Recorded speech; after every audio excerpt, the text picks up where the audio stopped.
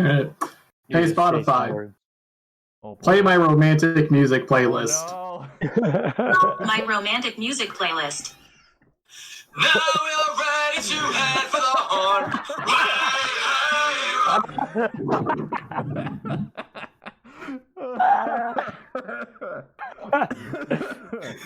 Oh my gosh. Oh, that's beautiful. You were ready for that, Oh my man. god. You had that prepared and ready to go.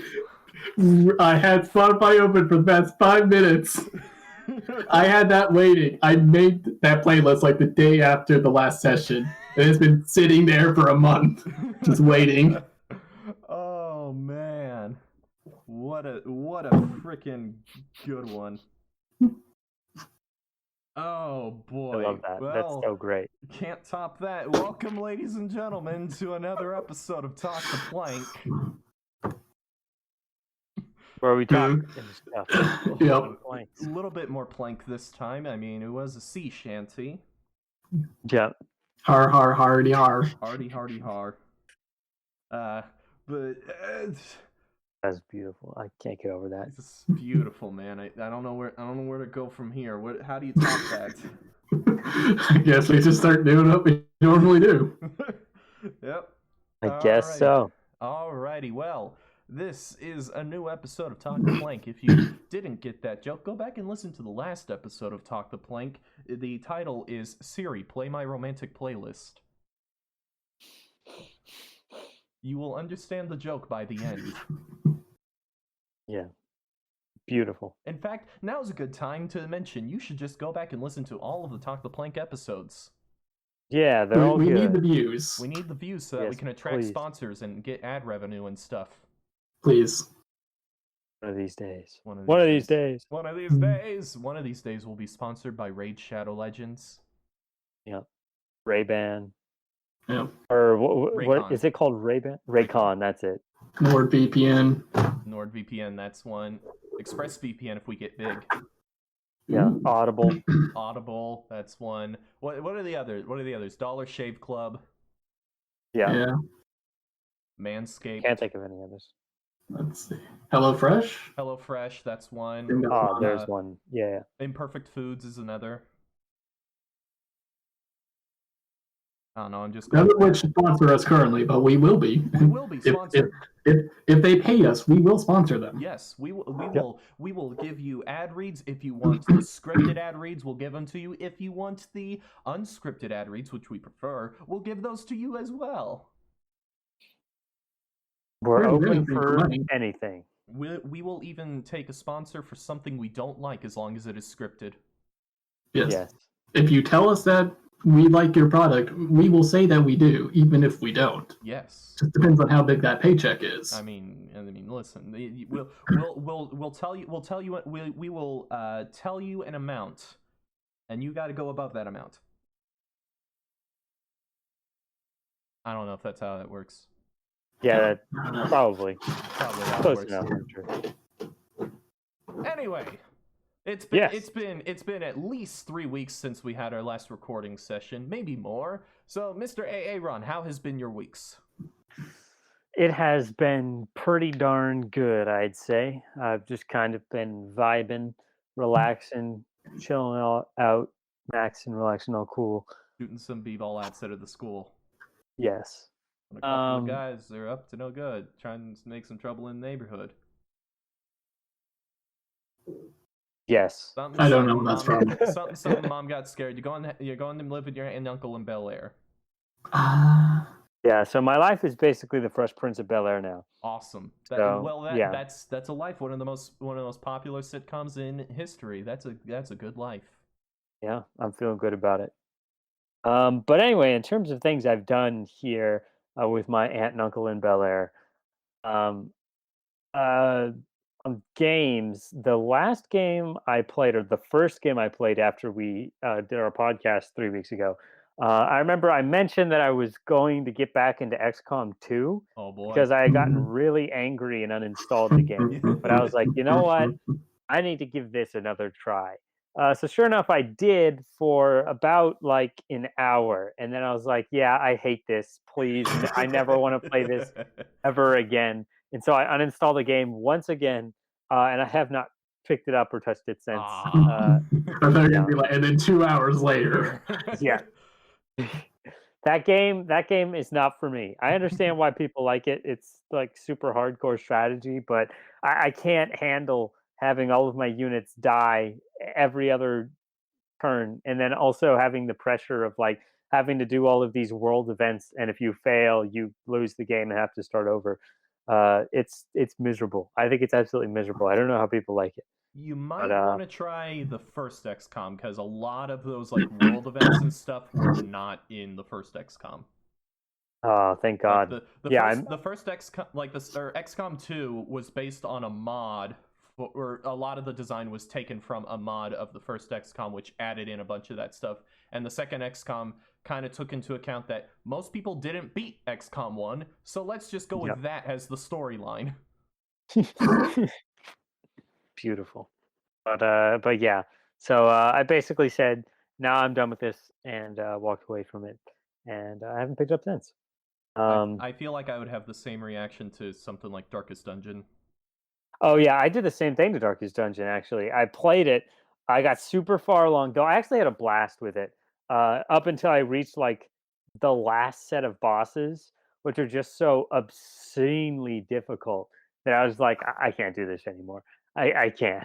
Like you could beat the other bosses by just like out leveling them and like building a halfway decent party, but like to beat the last grouping of bosses, you really have to balance active and passive buffs and debuffs, and it's just like I'm not about that life. I don't do it when I play turn-based RPGs. I'm not going to do it here for Darkest Dungeon. So I pretty much was just like, yeah, I can't do this anymore. So I had to stop playing Darkest Dungeon. Oh, maybe you should think twice if you ever think about playing SMT Nocturne. Oh my god. That game I've heard horror stories about in terms of some of the bosses. Yeah, I bet that sounds like par for the course for SMT. I feel like Yeah. those games would have dummy hard bosses. Yeah, it basically just take the difficulty of Persona 3 and make an entire series about that. Sounds about right. But yeah, so XCOM 2, never touching it again. But after that, I decided, you know what? There are a few games I want to replay. I want to play back through again. So I picked back up Borderlands 3. Yeah, I played it back whenever it launched back in September 2019. But then I beat it, and I was like, yeah, that was a halfway decent game. So then I replayed it recently because I was just in the mood. And yeah, gameplay on that game is great. The story, not so much. Story, definitely not great on Borderlands 3. But the gameplay is definitely best in series, so that's good. There's a lot of quality of life changes over the previous one, like the ability to slide makes it a lot easier to move around things, and you can mantle, which is also really great. The weapons also balance out much better. So you have like one weapon for 30 years. Um, and yeah, all the bosses are way more complex than in Borderlands 1 and 2. And pre-sequel, I assume. I haven't played it. But yeah, so bosses are great. Gunplay, absolutely fantastic. Just wish they hadn't just screwed up the story. Because it seems like whenever I'm playing through it, it seems like they're trying so hard to make the villains like Handsome Jack from Borderlands 2, and it's just like, no, you can't. That was lightning in a bottle. You can't capture that twice. Go for something new and unique. Are you getting a bit of an Ultron vibe where they're trying to make the character again? Yeah, yeah, that's pretty much it. Yeah, they're trying way too hard to make Handsome Jack Part 2, but they do not succeed, and the villains only end up being like annoying ripoffs, and they're not pleasurable to fight or anything like that. So yeah, that's unfortunate because besides that, I hear a lot of good things about Borderlands story, at least in like the first few games. yeah, and then well, like Tales from the Borderlands, I've heard amazing things about. So yeah, everybody says that's like one of Telltale's best games. I really need to play that. I actually have it on. I got it as a free PS Plus game 1 month. I need to try that out. Yeah, but yeah, the story of the first Borderlands is just kind of really bare bones.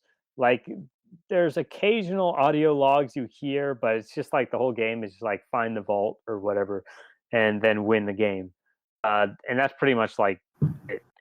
But for the second one, with the introduction of Handsome Jack, they have just like he's talking to you constantly throughout the game, so you get a much more personal sense of like, man, I hate this guy and I want to kill him. Mhm. What Thanks. about No, the pre-sequel? I never played that. Yeah, yeah, I have it. It's part of the. It comes as part of the Handsome Jack collection, but which I have. But yeah, no, I never touched it. I think my actually probably friends have tried to that. play it. I think I got the pre-sequel in PS Plus one time. Yeah, I Or, could see that. It seems like the Handsome Collection or whatever it was. yeah, I think that might have been in there. I don't know. But I haven't played any of them. but yeah, so that's Borderlands 3. Good game. The story could be better, but good game besides. And then after that, I got Returnal for the PS5. Yes, I've that heard- game. I've heard very good things about it. But it's kind of I've heard some very good things about it, but I've also heard a few complaints. Yeah, my biggest complaint is that there's no save system. Yes, which is yeah. Yeah, it's absolutely terrible. I don't know why they decided not to include a save system. The number of runs that I ended up losing to just the fact that like my game would crash, or sometimes because my PS5 likes to be weird. It's just whenever I put it in rest mode, it decides to restart. So occasionally I would just put the PS5 in rest mode, come back to it like half a day later, and it just restarted, and I had to redo a whole run. Yeah, it's awful, especially because runs can last like 2 hours. Yeah, I've heard the runs are really long for a roguelike. Yeah, they absolutely are. Luckily, the game is split into two parts: the first 3 areas and then the second 3 areas. And once you beat the first 3 areas, you start at the 4th area instead of the first one. So okay. It does become a lot easier. That reminds me a bit of Crypt of the Necrodancer. Yeah. It's but I mean, it's a really good game. There are pretty much only like 3 weapons worth using. They give you like a whole arsenal, but like basically like the very first gun you get, which is like a basic assault rifle, is like the best weapon in the game. Besides the electro pylon driver, which shoots out little electric bolts that stick to things, and you can shoot more bolts, and then they have a web of electricity between them. It's really cool. That's interesting. Yeah, that's probably, if not the AR, then that's probably the best weapon in the game. So yeah, the gameplay is really crisp. It is bullet hell to the max. The boss battles get absurd. There's so much crap on screen while you're trying to play that it's, oh my god, you may as well be playing a Touhou game. On a scale at that point. of from the average enemy in Nier Automata to the Witch of the Lake, how bullet hell is it? Oh my god. Probably between those two. I don't. It's not quite as insane as the Witch of the Lake with her straight spam attack where she shoots out 500,000 bullets, but it's close. It gets there. Yeah. But it's a lot faster than Nier Automata. So, Okay. yeah, the 4th boss in the game is just absolutely absurd. I somehow by pure chance managed to beat him on my first try, but like it was only because I had an amazing run. Like I had one of the best runs I've ever had, and I got him on the 4th boss the first time I ran through it, and I was just like, oh my god, there are so many bullets on screen.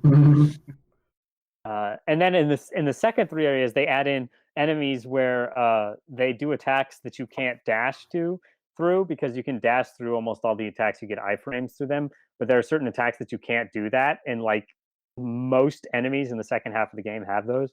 So yeah, it gets a little messy. Yeah, all in all, I really enjoyed it. It's one of the better roguelikes I played, I think. Though I would prefer it if in the second half of the game it relied less on stupid RNG luck. Because like the first half of the game, the first 3 areas are like 75% skill, 25% RNG. If you get bad RNG, like if you're good enough, you can salvage a run and be perfectly okay, be perfectly hunky dory. But in the second half of the run, it's like 25% skill, 75% RNG. You basically have to, you basically have to cross your fingers and hope you get good weapon drops and good item drops and good parasites, which are items that give you like 1 buff and 1 debuff. So yeah, you basically just have to cross your fingers and hope you get super, super lucky. Otherwise, you're gonna get your head stomped in. But yeah, the game is certainly difficult. The second half of it, especially so. Yeah, I would, if you ever manage to get a PS5, if eventually they come back in stock in 2035. Good lord. I would recommend picking it up because it's a pretty darn good game. I really enjoyed it. I've heard rumors that June is when both of them are gonna be restocked. Oh, I have not heard this. I heard this because I heard like there was some leak of like why not just let us like place an order and then when it comes back in stock just send it to us. And it's because like, well, they wouldn't get more orders until more stock until like June, and if people saw that, they would just go, oh, I'm not waiting that long, and just cancel their order. Yeah, I can see that. Yeah.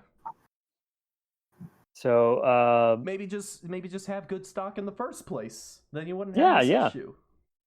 Yeah, easy peasy. But I'm trying to think of more things I can say about Returnal because I really enjoyed it. I've beaten it, but there's a secret ending that you can get, which I'm right on the precipice of getting. I've gotten every item you need to get the secret ending. Now I just have to win a run, which is going to take me forever because the second half of the game is just miserable. But yeah, so great game. I would highly, highly recommend it. How is the whatever the PS5 like special trigger thing? I've heard things. Oh my god! For Returnal, it's amazing. So in Returnal, for your left trigger, every gun you have has an alternate firing mode, which is basically like it takes a while to recharge. You can only use it like once every so often, so it's like a super attack basically. And when you press down, or when you just like tap the left trigger, like barely hold it down, you just aim in and shoot with your regular mode of fire. But if you fully hold down the trigger, it activates your secondary mode of fire, and so you can swap between the 2 firing modes using just L2, which is amazing. It works really, really well. I did not think whenever I first started playing and I figured out that feature, I thought it was going to be miserable. I thought it was going to be terrible. Like I was going to be constantly pressing down L2 and accidentally using up my super awesome attack too early. But no, I did that very little. I think it works really, really well. It's one of the better implementations I've seen of reactive triggers. Because for most games on the PS5, if I'm being quite honest, the reactive trigger is not good. Just straight up, playing Call of Duty with the reactive triggers is misery. I had to turn it off because it's just like, it is literally unplayable because every gun just has, like, where you have to press it down super hard. So any semi-automatic weapons just don't work. Because you just like a real gun. I know. What a magnificent gimmick. Now you too can shoot your real gun with your controller. But yeah, no. But so most of the time it doesn't work, but for Returnal, it's absolutely astounding. One of the best uses I've seen of it so far. It really makes me excited to see how developers are going to utilize that, because if Returnal can make it that good, then I can't even imagine what other people are going to do when they have more experience with it down the line. Man, I'm just trying to imagine what God of War is going to do. Oh, it's going to be so good. I would imagine they'd probably do something like with Returnal, with like attack, like light attack, heavy attack, probably something like that. Yeah, probably. Oh man, I can't wait for the next God of War. Yeah, I am so hyped. I can't wait. Hopefully, we get more for E3, which is like oh, geez, a that's month coming away. up. Which is, yeah, I know that's so crazy. Are they having it this year? I haven't checked. Yeah, they're doing a digital event. So basically, they're just getting together a bunch of studios and the E3 board or whatever, and they're just having them present online. I mean, So it was going that way anyway. all day. Yeah. So, oh yeah, I think it's going to be fantastic. I can't wait. I'm hyped. But yeah, I've heard they're taking in the criticisms of the most recent God of War, and they're taking all that into account. yeah. So yay! I could definitely see that. As amazing as that game was, I do acknowledge some flaws with it after watching Matthew Matosis's video. Yeah. So that was Returnal. Most recently, as in like 2 days ago, I got and have been playing Resident Evil Village. Ah. Okay. Yes. Are you in on all of the? Are you one of the people who wants to get stepped on? Yes, I do. Yes, all vampire lady, mommy milkers. Yes. Oh boy. Yeah. Fantastic. Absolutely fantastic. I love the game. It's so good. It is considerably more action heavy than RE7.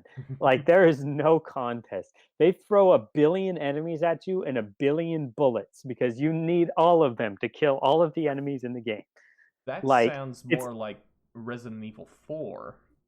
Yeah, a lot of people have been comparing it to RE4. In fact, it's funny. They have a shopkeeper, and one of the lines he says is, "So what are you buying?" And then he goes, "Aha, sorry, that's just something an old friend used to say." Ah. Yeah. They're being real cheeky about it. But yeah, no, they give you like a billion weapons too. I'm on like my third shotgun already. Golly. Yeah. So, yeah, considerably more action heavy. It's funny too because I wasn't quite expecting it to be as action heavy when I first started because like for RE7 you gotta like conserve ammo and be like really careful about who you kill or what you kill. It's a survival horror. Yeah. But so when I first started RE8 and they started throwing a bunch of enemies at me, I was like, oh, I can't kill these guys. I have to save my ammo for later for when I really need it. And then they threw like 50 more enemies at me and then like 1,000 bullets. And I was like, well, I guess I just have to kill them all. And kill them all I did. And sure enough, they all died because I shot them like 1,000 times. Yeah. Yeah. They also have a much better. I know a lot of people's complaints with RE7 was the lack of enemy variety. There's considerably more enemy variety in RE8. They have like crazy. Like obviously there's big vampire lady, Yes. and vampires in general. Lots of boss fights. Like oh my god, I've gotten into like freaking like 8 boss fights now. Yeah, Wow. and I'm like maybe halfway through the game. Are they So- good boss fights?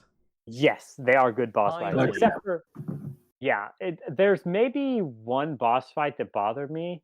Yeah, which is the one I literally just played. I was like, there's like a weird gimmick you have to do to it, and I was just like, I'm not enjoying this gimmick. But no, most of the boss fights have been good. Like classic RE boss fights where you shoot people a bunch of times and then eventually they die. I mean, classic RE boss fights aren't exactly that good.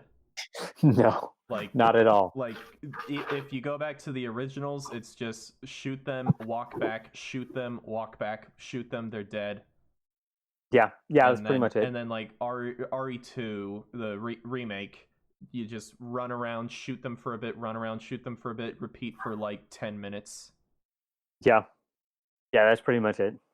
But RE8 has I think the boss fights are all pretty fluid in that. Since it's your movement speed is like a billion times faster than RE7, so there's a lot of room for maneuverability, and you can run around, and it doesn't feel stiff at all. Like, So that's is what I it really getting like. close to Doom movement speed? No, not that Okay, close. Okay. Yeah, no. You can like you're instead of like having like a slow jog for the sprint in like RE7, Mhm. you're more of like a sprinter of sorts. You can get from one area to another pretty quickly, which is good because there's a lot of backtracking, like a lot of backtracking. Um, the because the structure of the game is somewhat similar to RE7, where instead of moving from area to area like in like RE4, RE5, it's like there's one big hub and you move between a bunch of different areas, which is really cool. I really like the direction they went with that. Um, so yeah, I've been having a blast with it. I just got to a big twist in the story. Um, Ooh. Oh. Yeah, and according to play estimates, I'm about halfway through. So, Lady Dimitrescu is actually Chris Redfield. oh my god, I knew it all along. I should have known those muscles. Those muscles. Uh, Those but muscles for punching boulders.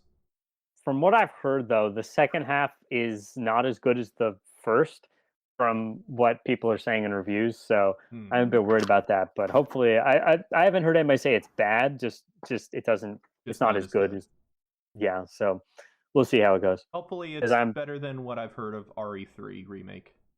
Yeah, no, the RE3 remake was the biggest problem with that was that it was just so short. Yeah, Like yeah. you could beat the game in like just an afternoon. Short It's and like not nearly as replayable as RE2. yeah, there's basically yeah, no, that's a perfect description. It is short and not very replayable. Unlike your typical Platinum game, which is short. Well, okay, some Platinum games are pretty darn long, but like Metal Gear Rising is short, but you can replay that game forever. Yeah, that Yep. game is nuts. Oh my gosh, dude! It's a great game. Sometime back when Mitchell gets back, we need to all come over and just do a playthrough of Metal Gear Rising because it's like 4 hours at most. Yeah, that game is fantastic. That game's I'm out. amazing. Mitchell, yeah. have you seen the last boss of Metal Gear Rising: Revengeance? I'm pretty sure I've at some point seen like Vinny play through it. Okay, well, don't look it up again because I want to see your reaction to that freaking boss. The I mean, best boss fight. Oh my gosh, that guy's I mean, Senator Armstrong. yes, Senator Armstrong. I mean, Yeah. I know who it is, but I'm still College gonna ball, be. you know. I mean, I'm still gonna be hyped to see it again. Could have gone pro if he hadn't joined the Navy. He could break the president in two with his bare hands. Mm-hmm. Try the University of Texas, Try son. University of Texas. Oh, what a quotable boss! Yep. So quotable. God, I love Oh Kojima. my gosh, A lot of the bosses in that game are very quotable. The best friends playthrough of Revengeance was like they played that game when it came out, so they didn't know anything about Armstrong until they got to him. And then it gets to the part where Armstrong just goes, "I have a dream," and you hear Matt go, "What?" Pat goes, "What?" Raiden goes, "What?" What? Oh my gosh! Oh what a God. guy! What a guy! Oh, also, I love in RE8 the new design they gave to Chris. He's super buff, hot guy now, rather than a wimpy little baby from RE7. So Yeah, I'm happy RE7 with that. Chris looked weird. Yeah, he did. He looked. He had too much of a weak chin. Yes, I couldn't handle it. he shouldn't. But His chin should be more on the Crimson Chin level and not on the Leafy level. exactly. But yeah, now he looks like a freaking superhero. But I'm trying to think of other things to say about RE8 that I really like. Yeah, I think I've covered just about everything. It's a really good game. I cannot wait to see what happens next because it's fun. I enjoy it. I love fighting the werewolves. The werewolf enemies are so cool. They have such great diversity. Like there's not just one like blanket of werewolf. There are like a bunch of different types, which is really cool. Yeah, so like even within like one enemy type, there's a bunch of diversity, which is a great change from RE7. That's great because RE7's enemy variety was pretty bad.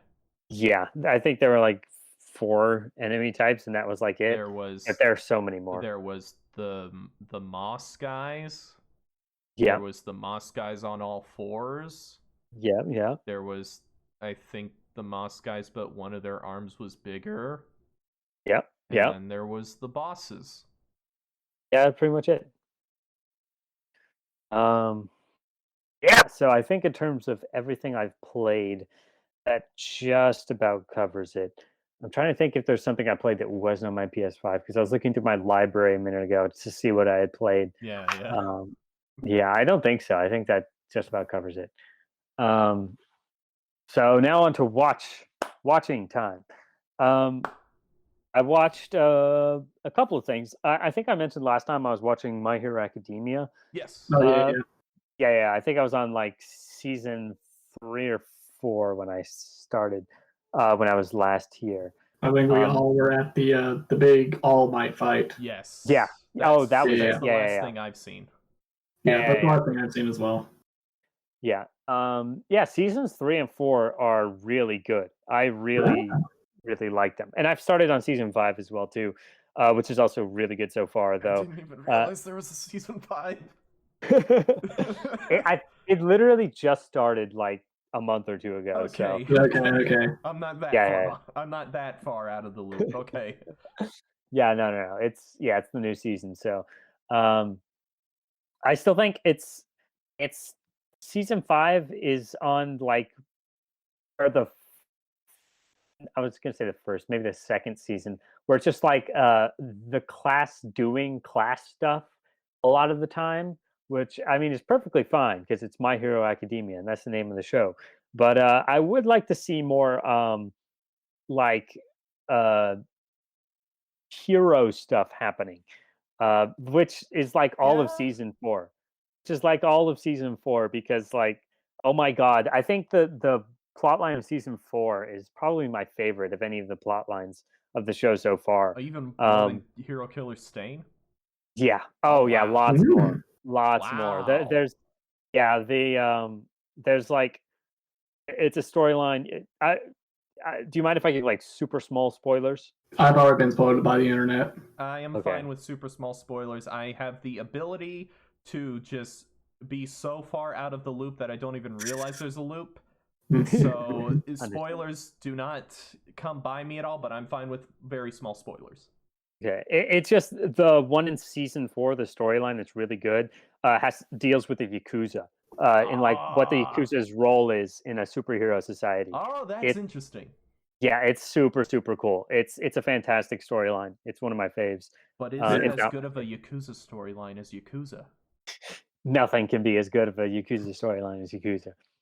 Oh, speaking of which, did you hear that they're doing only JRPGs for the main series going forward? Yeah, I think I heard something about that. Like, Judgment's going to keep the same gameplay as the classic series, but Yakuza from now on is going to be the Like a Dragon type of gameplay, which is fine because from everything I've heard, that game is one of the best RPGs in a while. Yeah, that's what I've heard everybody say. So up there with the new Dragon Quest. Yeah, I've heard a lot of people say they're actually really happy for it. Because I mean, they have been doing beat 'em ups for like 7 titles now, or 6 titles, or 7 including 0. So 7, but then there's the spin-offs. Oh right, yeah. This Yakuza is actually is secretly a yearly series. A yearly series wearing a multi-yearly series. Well, there's the ones that take place in feudal Japan, which still have Kiryu and Majima, of course. I had no idea that was a thing. Then there's the ones that I think there was a zombie one at some point. What? Yeah. What? And then there's Judgment, which is was Judgment any good? Completely different story, completely different characters, completely different world, but it's the same gameplay and everything. Aha. And it's fantastic. Judgment Yakuza, Dead Souls. Yep, Dead Souls. Oh my god, I can't believe they did that. Yakuza has been such a Japanese only series for so long because the localization of the original was very expensive, but it bombed. Oh, Dang. Like they got Mark Hamill to play Majima. What? They got who's the other guy? He's in a couple Tarantino films, and they got him to play one of the other villains. No, not Mads Mikkelsen. Dang it! It's the guy who plays. Oh, I know who you're talking about. From Django. He's the stately assassin, the one who teams up with Django. No. He's in Kill Bill and Reservoir Dogs. In Reservoir Dogs, he's the guy who does the dance and tortures the guy with the music playing. Oh, I don't know that guy's name. But yeah, no, I know who you're talking about. That guy. They got him to play a villain. I don't think he did. Wow. I don't think it was very good. But Mark Hamill as Majima is like perfect casting. Yeah, he's such a great voice actor. I love Mark Hamill. But they paid a ton of money to do that localization because they were like, oh, it's the Japanese GTA, and they marketed it as like the Japanese GTA, but it's not. Yakuza's basically a JRPG with beat 'em up combat. Yep, and fishing. And fishing. You get to go yes. fishing and do I karaoke. don't think Yakuza 1 had fishing. Yakuza 1 is a bad game. Very, very straightforward. And I've heard even Kiwami. I haven't gotten very far in Kiwami, but I've heard even Kiwami is a bad game. Dang. Which is Harsh unfortunate because it feels like the series has almost, what is it? The Windows curse. The even numbered ones are the good ones. No, Windows is the reverse of that. It has the Star Trek movie curse. The even numbered ones are the good ones. 0's good, 2's good, 4's good, 6 I've heard a few mixed things about, and then Like a Dragon broke the curse. Aha. Yeah, they seem to be on fire with the game, with the series, but like as of late. So. 1 is bad. 3 and 5 have issues. But it's what a good series that I will never catch up with because there's too many games. There's like 500,000. Yeah. Jeez. Yeah. Even if I just stick with the mainline Yakuza games in Judgment, I will never catch up because they're full on RPGs. Yeah. Although I might be able to get, I've heard just blast through Kiwami as fast as possible, so I might just do that. Yeah, that's fair. So I watched My Hero Academia. I would highly recommend you guys pick it up because season 4 is amazing. I already have so many shows on my list right now, though. That's fair. Put them all to the side and watch My Hero Academia. Except for Attack on Titan. Don't put Attack on Titan aside. Nope. Aaron said put it aside. Aaron said put it aside. I'll watch My Hero now. No! Oh God, what have I done? Nope, gotta watch My Hero now. No! Okay, but what if I watch My Hero and I read Attack on Titan? Oh. I mean, then watching Attack on I'm Titan just not really in the watching mood right now, so I might. Here's the thing, watching Attack on Titan is generally a better experience because the art of Attack on Titan is in the manga is not very good. Yes, this is true. All right.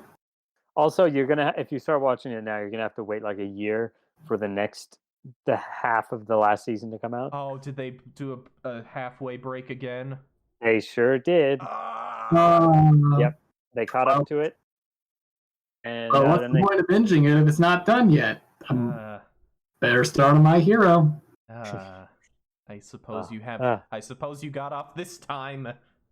Aha! It's gonna take about another 4 years. But yeah, it's gonna take freaking forever to finish. But the only other thing I think I've watched really is I've been watching Jujutsu Kaisen. Yeah, I mentioned I was watching this a while back, but then I stopped for a while and picked up My Hero, so I put it on the burner, on the back burner, excuse me. And I was like, yeah, you know what, this is okay, but it's not really hooking me. And then I kept watching, and I was like, hey, this is pretty good. And now I'm like almost. I'm more than halfway through the first season, and I binged like probably half of that in a day. So it's really good. I would highly recommend it. The animation is some of the most beautiful in an anime in a while, and the first season's all done. So yeah, I would very highly recommend it. The main character is really lovable, and the story is super I've heard interesting. many good things. Yeah, Mm-hmm. lovable dork. I love that guy. Is he a himbo? Kind of a himbo, just a little bit. He don't got the muscles like a himbo, but he do have he do got that mad himbo energy. I am not opposed to himbos. That's such a good term that came out so recently. It's so good. It really is. Beautiful. Hmm. And I think that probably just about covers it. I haven't been playing or watching as much because I've been working, actually. I've been working for a college in the yeah. business department. I don't remember if I mentioned this. I think you did. I think you did, yeah. That's good. Yeah, I think I did. Yeah, at the very end. So I've been working a ton, so I haven't been doing as much. So I've also had a lot of downtime, so I've been able to play some in my off time. Mm-hmm. Yeah. But yeah, so that just about covers it. Awesome. Well, Mitchell, how has been your many weeks? Let me see. Let me get the list up. First of all, the Kingdom Hearts Union Cross is apparently getting shut down. I didn't hear about this. No. At the end of this month. But okay, so like, you're just doing Dark Road? They're re-uploading Dark Road for an offline mode. It's just Union Cross that's like just getting scrapped. It's just the online's getting scrapped? Yeah. Oh, well, I think Union Cross is just getting a theater mode and Dark Road's getting an offline mode. Oh, well, I'm fine with that, actually. Yeah. I, however, who has not gone through Union Cross yet, have made a mad dash to the finish. Oh, you did? I haven't even gotten there yet, man. Oh man, I made a mad dash to the finish. I'll have to do that. Yeah, I think it's at the end of this month. Yeah. Well, can I at least look at my collection of medals? I doubt it. No, but they're so pretty. I guess you better take some screenshots or something. I have to take some screenshots. Yeah. So I made a mad dash because the same thing happened to me for a game called Mobius Final Fantasy, which was another gacha game. It was legitimately good. The story was legitimately interesting. You're just like this nameless character that gets dropped in a world with dozens of other characters, and it's like, one of you can become the chosen hero, the warrior of light. It could be any one of you. Just start fighting. And you just go through this world trying to figure out how to fulfill the prophecy, what's your role in it, and all the way you meet other like blanks who have just failed the prophecies and aren't going to be the warrior of light, and how they've accepted this and whatnot. And basically this world is just in a giant loop. It's in a time loop, basically, where a warrior of light gets chosen and rises through and fulfills all the prophecies, slays chaos, and then a reset button is hit, and we do it all again.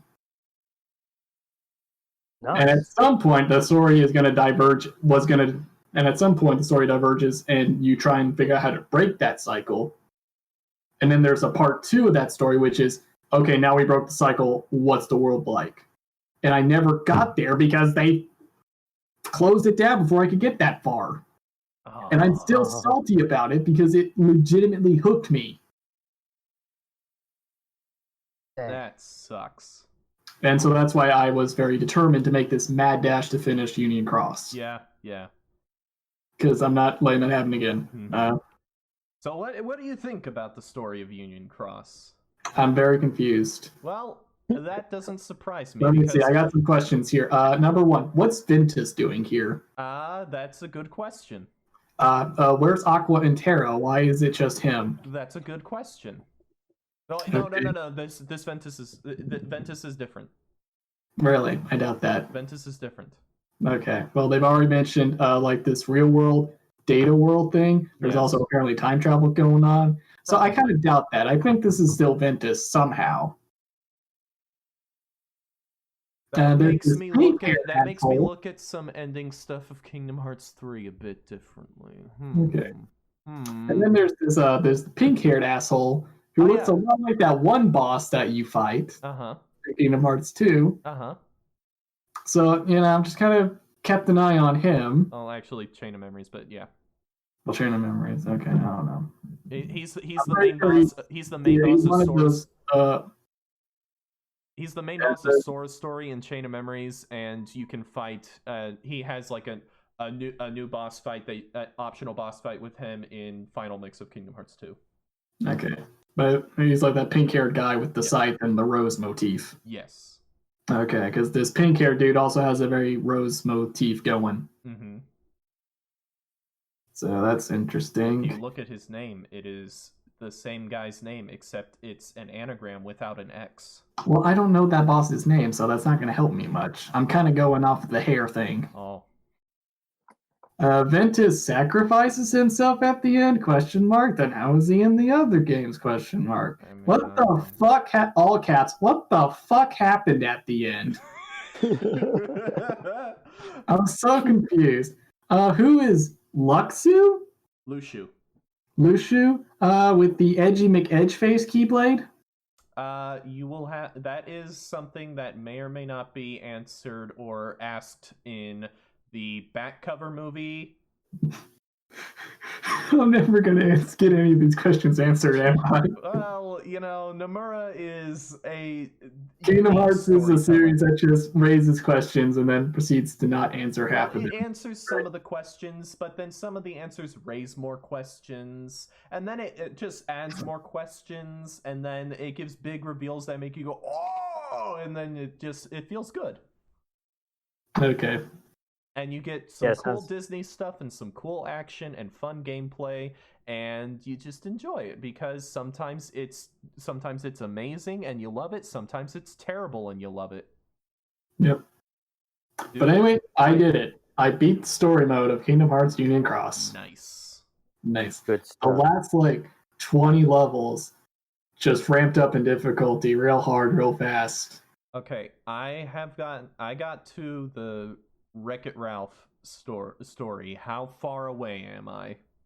You're pretty close. I think that's the last main world, and then there's a few wrap-up missions for the end of the story. Okay. You're real close. Okay.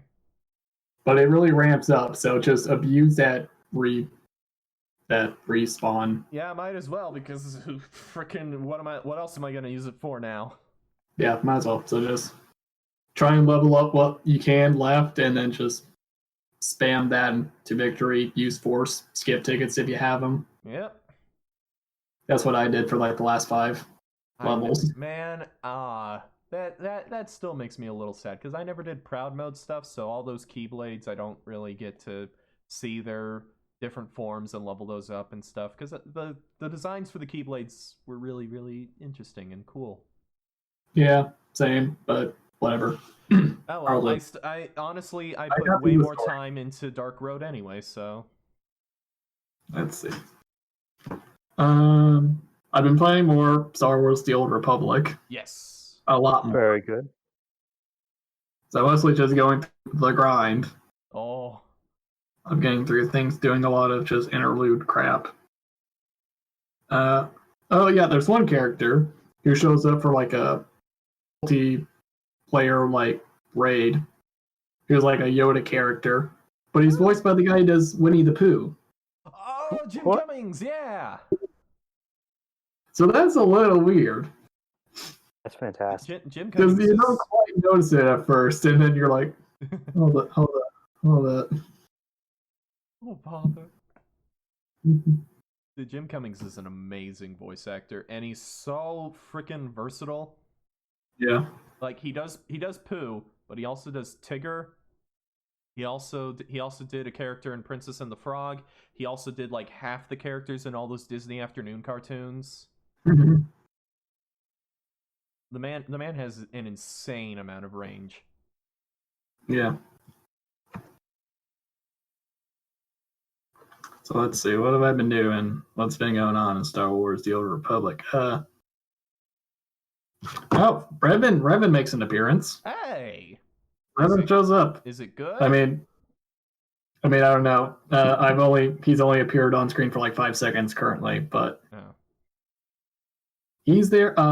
The Exile or whatever from the second KOTOR game is a Force Spirit now. Oh, interesting. Cool.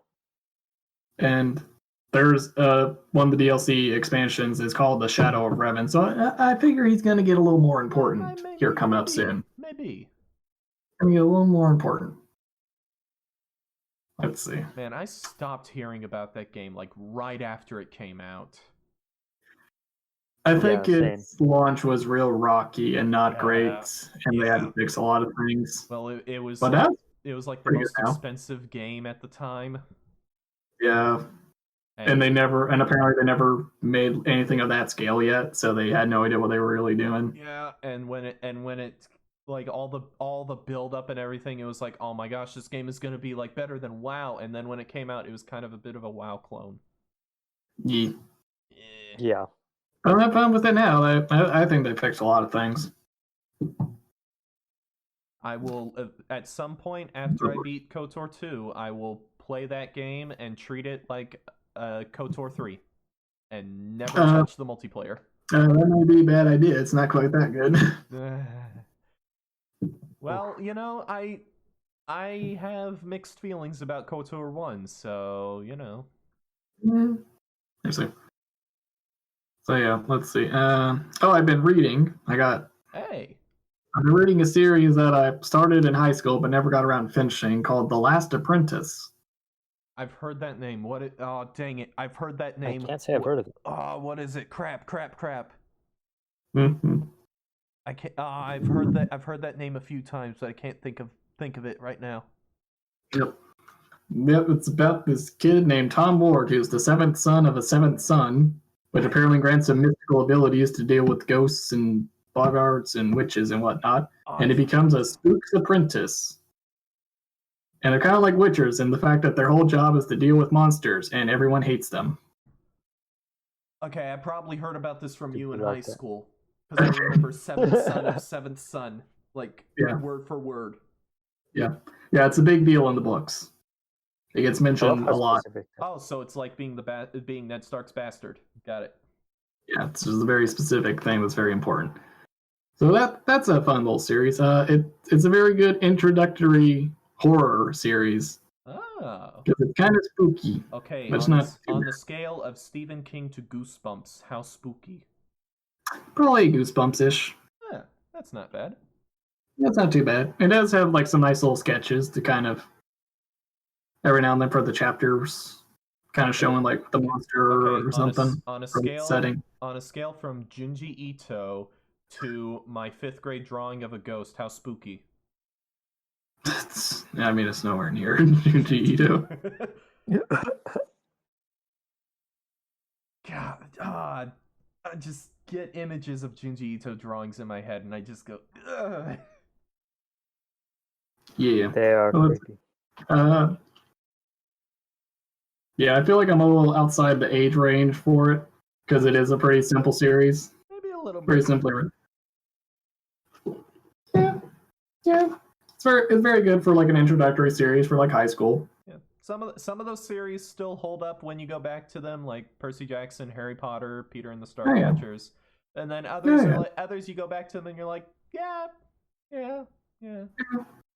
I'm reading and I'm like, yeah, I enjoyed this in high school and I'm still enjoying it now, but. And then others you go back and you realize, wow, this was really messed up. Mm-hmm. Animorphs. Let's see. Animorphs. Oh god. I've never read that, but I've heard some things. Dude, I read it when I was like, I can't remember, junior high or high school. I can't remember exactly when I read it, but I read it, and then thinking back on it, it's like, that was messed up, man.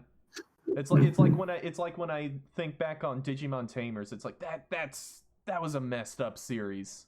That did things to me. Okay, have you heard about the story arc in Animorphs where they get another member on the team, and it turns out he's like a psychopath?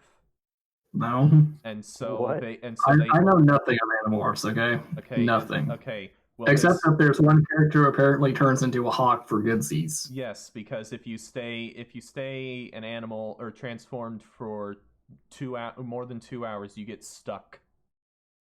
And Okay. that guy. So, like, if you turn back into a human, then right back in, does that reset the counter, Yes, that or does it resets have the- like a that cooldown resets- period that of like resets 2 the hours? counter. That resets. Oh, the completely.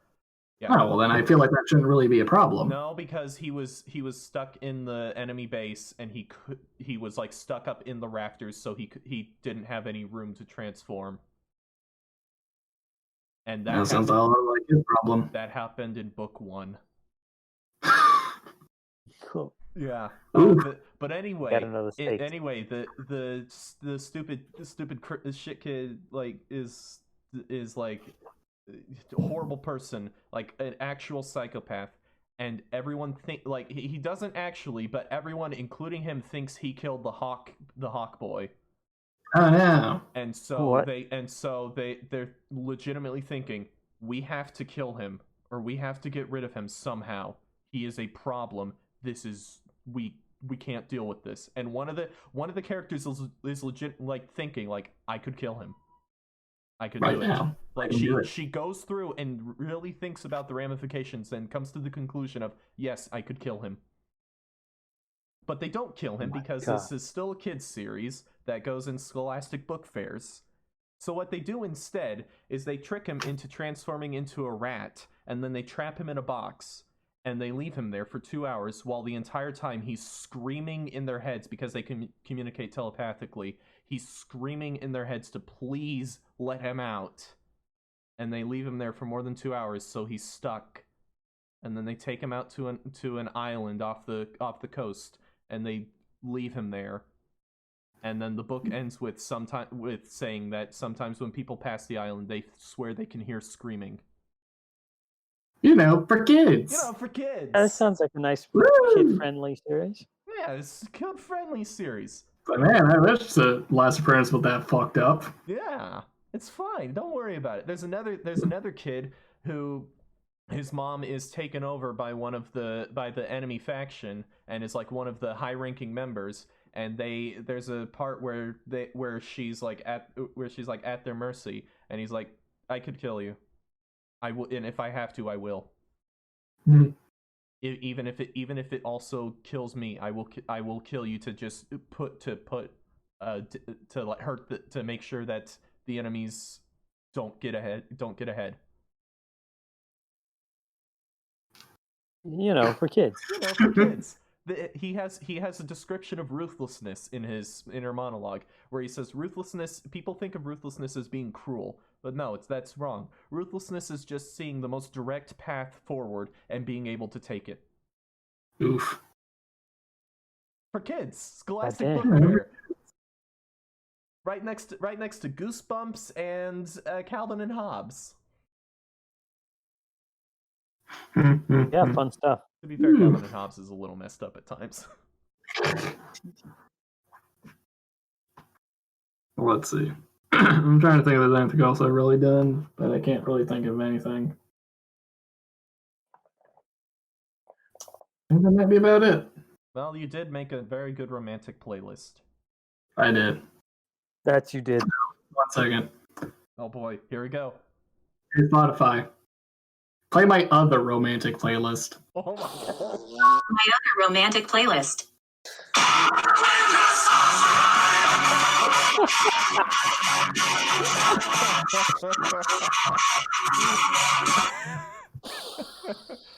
Oh my gosh.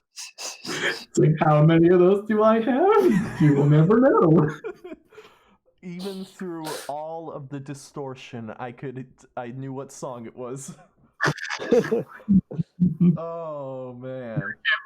How those come out on your end. Oh, it sounds awful. Thankfully, the distortion will keep us from getting copyright strikes, probably. Hopefully. Well, if that's it for you, then I believe That is it is time for me to go through my Give it to us. however many weeks. Okay, so most of my weeks have been taken up by the fact that I was in a musical, and it was about time for it to show. Hey. So I was very busy after work, and I didn't Yep. have a lot of time to do things for a while. But it was fun times. and I somehow managed to still lose some weight even though I didn't work out at all. But it turns out when you're in a high energy dance number, it does, and you have a quick change before and a quick change after, you burn some calories. Apparently. So that was fun. That was a lot of fun. I'll continue to do shows with that group because it was fun, and I missed doing shows. What'd you guys put on? We did Dirty Rotten Scoundrels the musical. Ah, wow! I had If no you- idea they did a musical. I then. know. I didn't know either until I was told about it. And man, that's a fun show. It sometimes you hear about those and you think, oh dear lord, that's a terrible idea. But then it turns out it was good. But it doesn't always turn out good. I saw the musical version of Carrie, and that was terrible. Absolutely terrible. But I guess this show, number one, they had better people making it, and number two, it just works better as a musical. So who knew? And the song that Steve Martin's character sings actually sounds like a Steve Martin song. So there you go. Hey. Big life update. I'm going back to school and getting my master's. Hey. Yeah, doing it online because I tried to go back to see if I could do UNT online, but UNT didn't have the thing online, so I'm doing it with Southern New Hampshire University, which from their ads you would think is like a Phoenix University kind of thing, but it turns out they're actually pretty legit. Oh, nice. They're just like the first main university to get on online schooling, so yeah. I'm what are you getting your what are you getting your master's in? Creative writing and English. All right. Yeah. So that'll be fun, and I'll use that and see if I can get a teaching job at a college or a community college of some kind, and in the meantime, write and try to get published. Hey, Yeah. I know that feel. Yeah, I wrote for so long. It's a slog. It's a slog, and sometimes you make it, sometimes you don't, and then you're like, why didn't I make it? And you look back at what you wrote and you go, oh, that's why. 100%. Oh god, I know that feel. I tried to get into the MFA program, the Master of Fine Arts, and I didn't get accepted, which may be because I was like, I'm getting in right before the beginning of the term, or it may just be that my writing, the thing I sent in wasn't up to snuff. But the MA is shorter, so it'll be cheaper, and it gets me some other stuff that'll be good. So. And it also means I don't have to explain to people what the difference is between an MA and an MFA, so that's nice. Save yourself that struggle. Yeah. But because of the kind of going back to the show, because of the show, I haven't had a ton of time to play games. So really, the only things I played is I did a bit more of Ring Fit Adventure. Hey. That game, I'm already at the max difficulty level, which means I'm doing like 30 to 60 reps per move, which is a pain, especially in the boss fights, because the boss fights take forever. But it means that those yoga moves are really nice to do because it's kind of a break. I bet. But the main game that I've been spending most of my time on when I'm playing a game is I've gone back to The Witcher 1. Hey. And I am absolutely enjoying it. I hate this. This game is terrible. I love it. Seems like a very good summary of The Witcher 1. This game is terrible. I love it. This game is one of the worst, most jacked up games I've ever played. I freaking love it. The height of Eurojank. Yes. Oh, it is as Eurojank as it gets. You do timed clicks for your attacks. Yeah, it's That's you great. Switch between 3 different styles: strong style, fast style, and group style. You switch between a silver sword and a steel sword. It's freaking jacked up, man. Ugh. Lots of swapping, sounds like. Well, thankfully they don't really group together monster enemies and human enemies all that much. Yeah, Oh, they're that's usually good. very separated. Yeah, I've just recently started running into that, and that's only because I'm running around uh the the merchant quarter at night, and that's when the monsters come out. But there's also salamander troops running around. So sometimes I get into a fight, and one of them runs into the fight. Mm. But I got to the point of the game where I choose a redhead to date, and I chose Shawnee over Triss Oh no! How could you? because You Triss, gotta stay faithful to the books. Canon ship. as a book fan, Triss is a horrible person in the games. Absolutely, it's so creepy. Holy crap! She knows that Geralt was in a committed relationship with Yennefer. Now he has amnesia. Now he has So... amnesia, so just take advantage of the situation. It's so creepy. Like at least with Shawnee probably didn't know about Yennefer. So it's like, hey, we hooked up we hooked up one time. Why don't we see if it works out? But Yeah. there's still a bunch of other ladies that you literally collect like trading cards because you get a little trading God, card. I remember that. I remember the trading card thing. You go bang the lady. Like sometimes it is just the dumbest. Like a peasant lady is like, oh, I like flowers. You go, hey, here's a flower. Oh, that's so nice. Oh, there's a little trading card of a lewd image. It's so The yellow lip slip stupid. going on. It's That sounds so like stupid. GDPR to the max. Oh my gosh. It is hilarious, and that is not accurate to the books at all. Like Geralt sleeps around because he's immune and sterile, so there are no consequences in that regard. But he doesn't do it very often, especially when he's in like a relationship with someone. He really doesn't sleep around unless like something happened where he thinks the person betrayed him, or he thinks the person or the person left him, and they're like basically separated. But yeah, it's bizarre. The girl sleeps around, but it's not randomly. No, It's usually there's no, not at all. generally a reason. This is comical in how ridiculous it is. But yeah, it's good game. Chapter 2 was a bit of a slog, but now I'm in chapter 3 and the world's opened up more.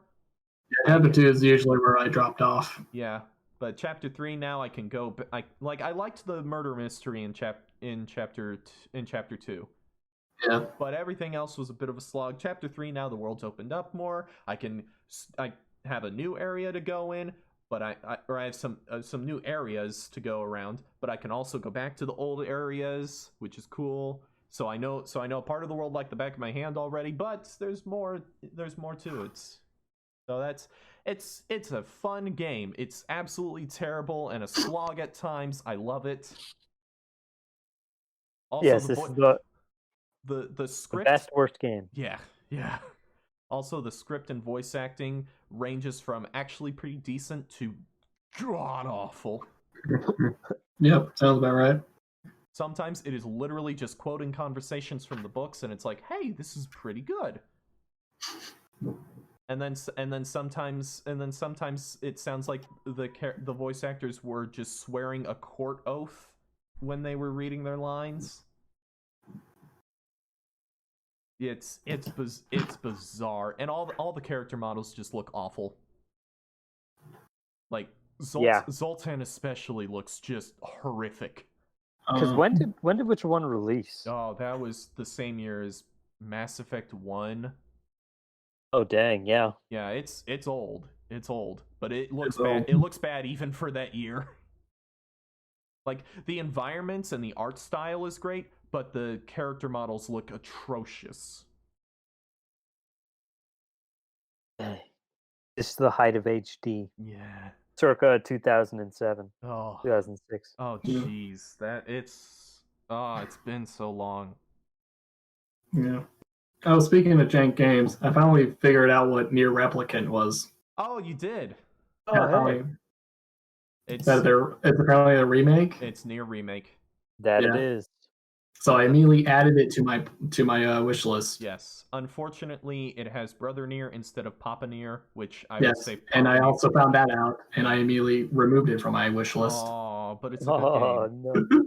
no. Papa Nier is Yeah. just objectively No, better. it's still on my wish list. It is, Yeah. but I do wish I could play as Papa Nier. Yeah, I think they're adding like a free DLC thing that's like an extra thing where you play as Papa Nier. I hope so. But yeah, I miss Papa Nier. I just want Papa Nier. But Brother Nier's grown-up design is admittedly way better. And I understand what Yoko Taro was going for. He's going for a bit of a deconstruction of that type of character, but I'd much rather to make the joke. I'd much rather the girl I'm trying to save call me daddy than Oni-chan. Yep. I mean, let's be honest. So anyway, that was the speaking of The Witcher. Hey. Speaking of Jane games, Hey. But that's pretty much the only games I've played. But now that I'm getting my Wi-Fi fixed, I'll be able to play some more games online, and I'll be able to. I've been having a real hankering to play more TF2. I've missed Oh, that boy. game so not good much. for me. Oh, I missed it. Oh boy. I've missed it. Like I missed it so much that like I said last time, I went into the Yeah. trading room and started just messing around. Once it gets fixed, just shoot off a text. Yes, If I'm free. Yes, we'll do Team Fortress 2 and finish and mop up Salt and Sanctuary. Old Sanctuary. Yeah. Yeah. But I have actually watched a bunch of stuff. Hey. So one of the classes I subbed for, the teacher just had them watching stuff on Disney Plus, whatever they wanted, they got to choose. Wow, that's amazing. So I What? got to see the absolute crap taste these kids have. So the first class, they decided they wanted to watch Cars. Oh, great. That's fantastic. What? How old are these kids? They're in high school. I think I can't remember if they were freshmen or sophomores, but still. So They were 5 years old when that movie came out. Cars is a fine kids movie. It's totally fine, but I've seen it a bajillion times. Like I know. Yeah, I like, remember that was in theaters for like 50 billion years. Oh man. Like, yeah, it was like one of the longest running. Well, it was there movies so in long because it made a bajillion dollars. Not the movie itself, the merchandise. Yeah. yeah. Do you remember all of the Cars merchandise? Oh yes. Oh my gosh. Like they took the Matchbox car and they just improved upon it by making it a cartoon character. Kids like cars, I guess. They do. Yeah. So that was but watching like 40 minutes of Cars isn't the worst experience in the world. Yeah. The next class chose Cars 2. Why? What? Why? I don't What? know. It's a conspiracy. Not only is Like, Cars no, 2 no, the we already worst saw one, the first one. You gotta watch the second one. I don't know why they chose Cars 2. One of the that's most hilarious. bizarre movies I've ever seen in my life. That What's is the next that is class? What did the next one watch? Planes? Cars 3. Oh man. No, I'm going for planes. I skipped Cars 3 and went straight to planes. Cars. That's my money. I'd only seen Cars 2 the one time in theaters, and back then I thought it was one of the most bizarre movies I had ever seen. It Just genuinely is. There's so many Ugh. weird subplots going on. The whole Mater subplot still makes no sense to me. Why no. I does never I saw don't it. I just understand. skipped right over that. oh my gosh. Oh jeez, that movie. So then the next class chose the live action Beauty and the Beast. Dang it. What? They could have chosen the original Beauty and the They Beast, could and they have. chose the live action They one. chose the live action one. They chose the budget Beauty and the Beast. They chose the one where you can hear them switch between the on-set recording of Emma Watson and the studio recording of Emma Watson. You can hear the switch in Belle. It is abrupt and terrible. Oh, that movie, like, of all the live-action Disney remakes, that one personally insults me the most because I love Beauty and the Beast. It might be my favorite, not just my favorite Disney movie, but possibly my favorite movie. You know what? You know what's weird?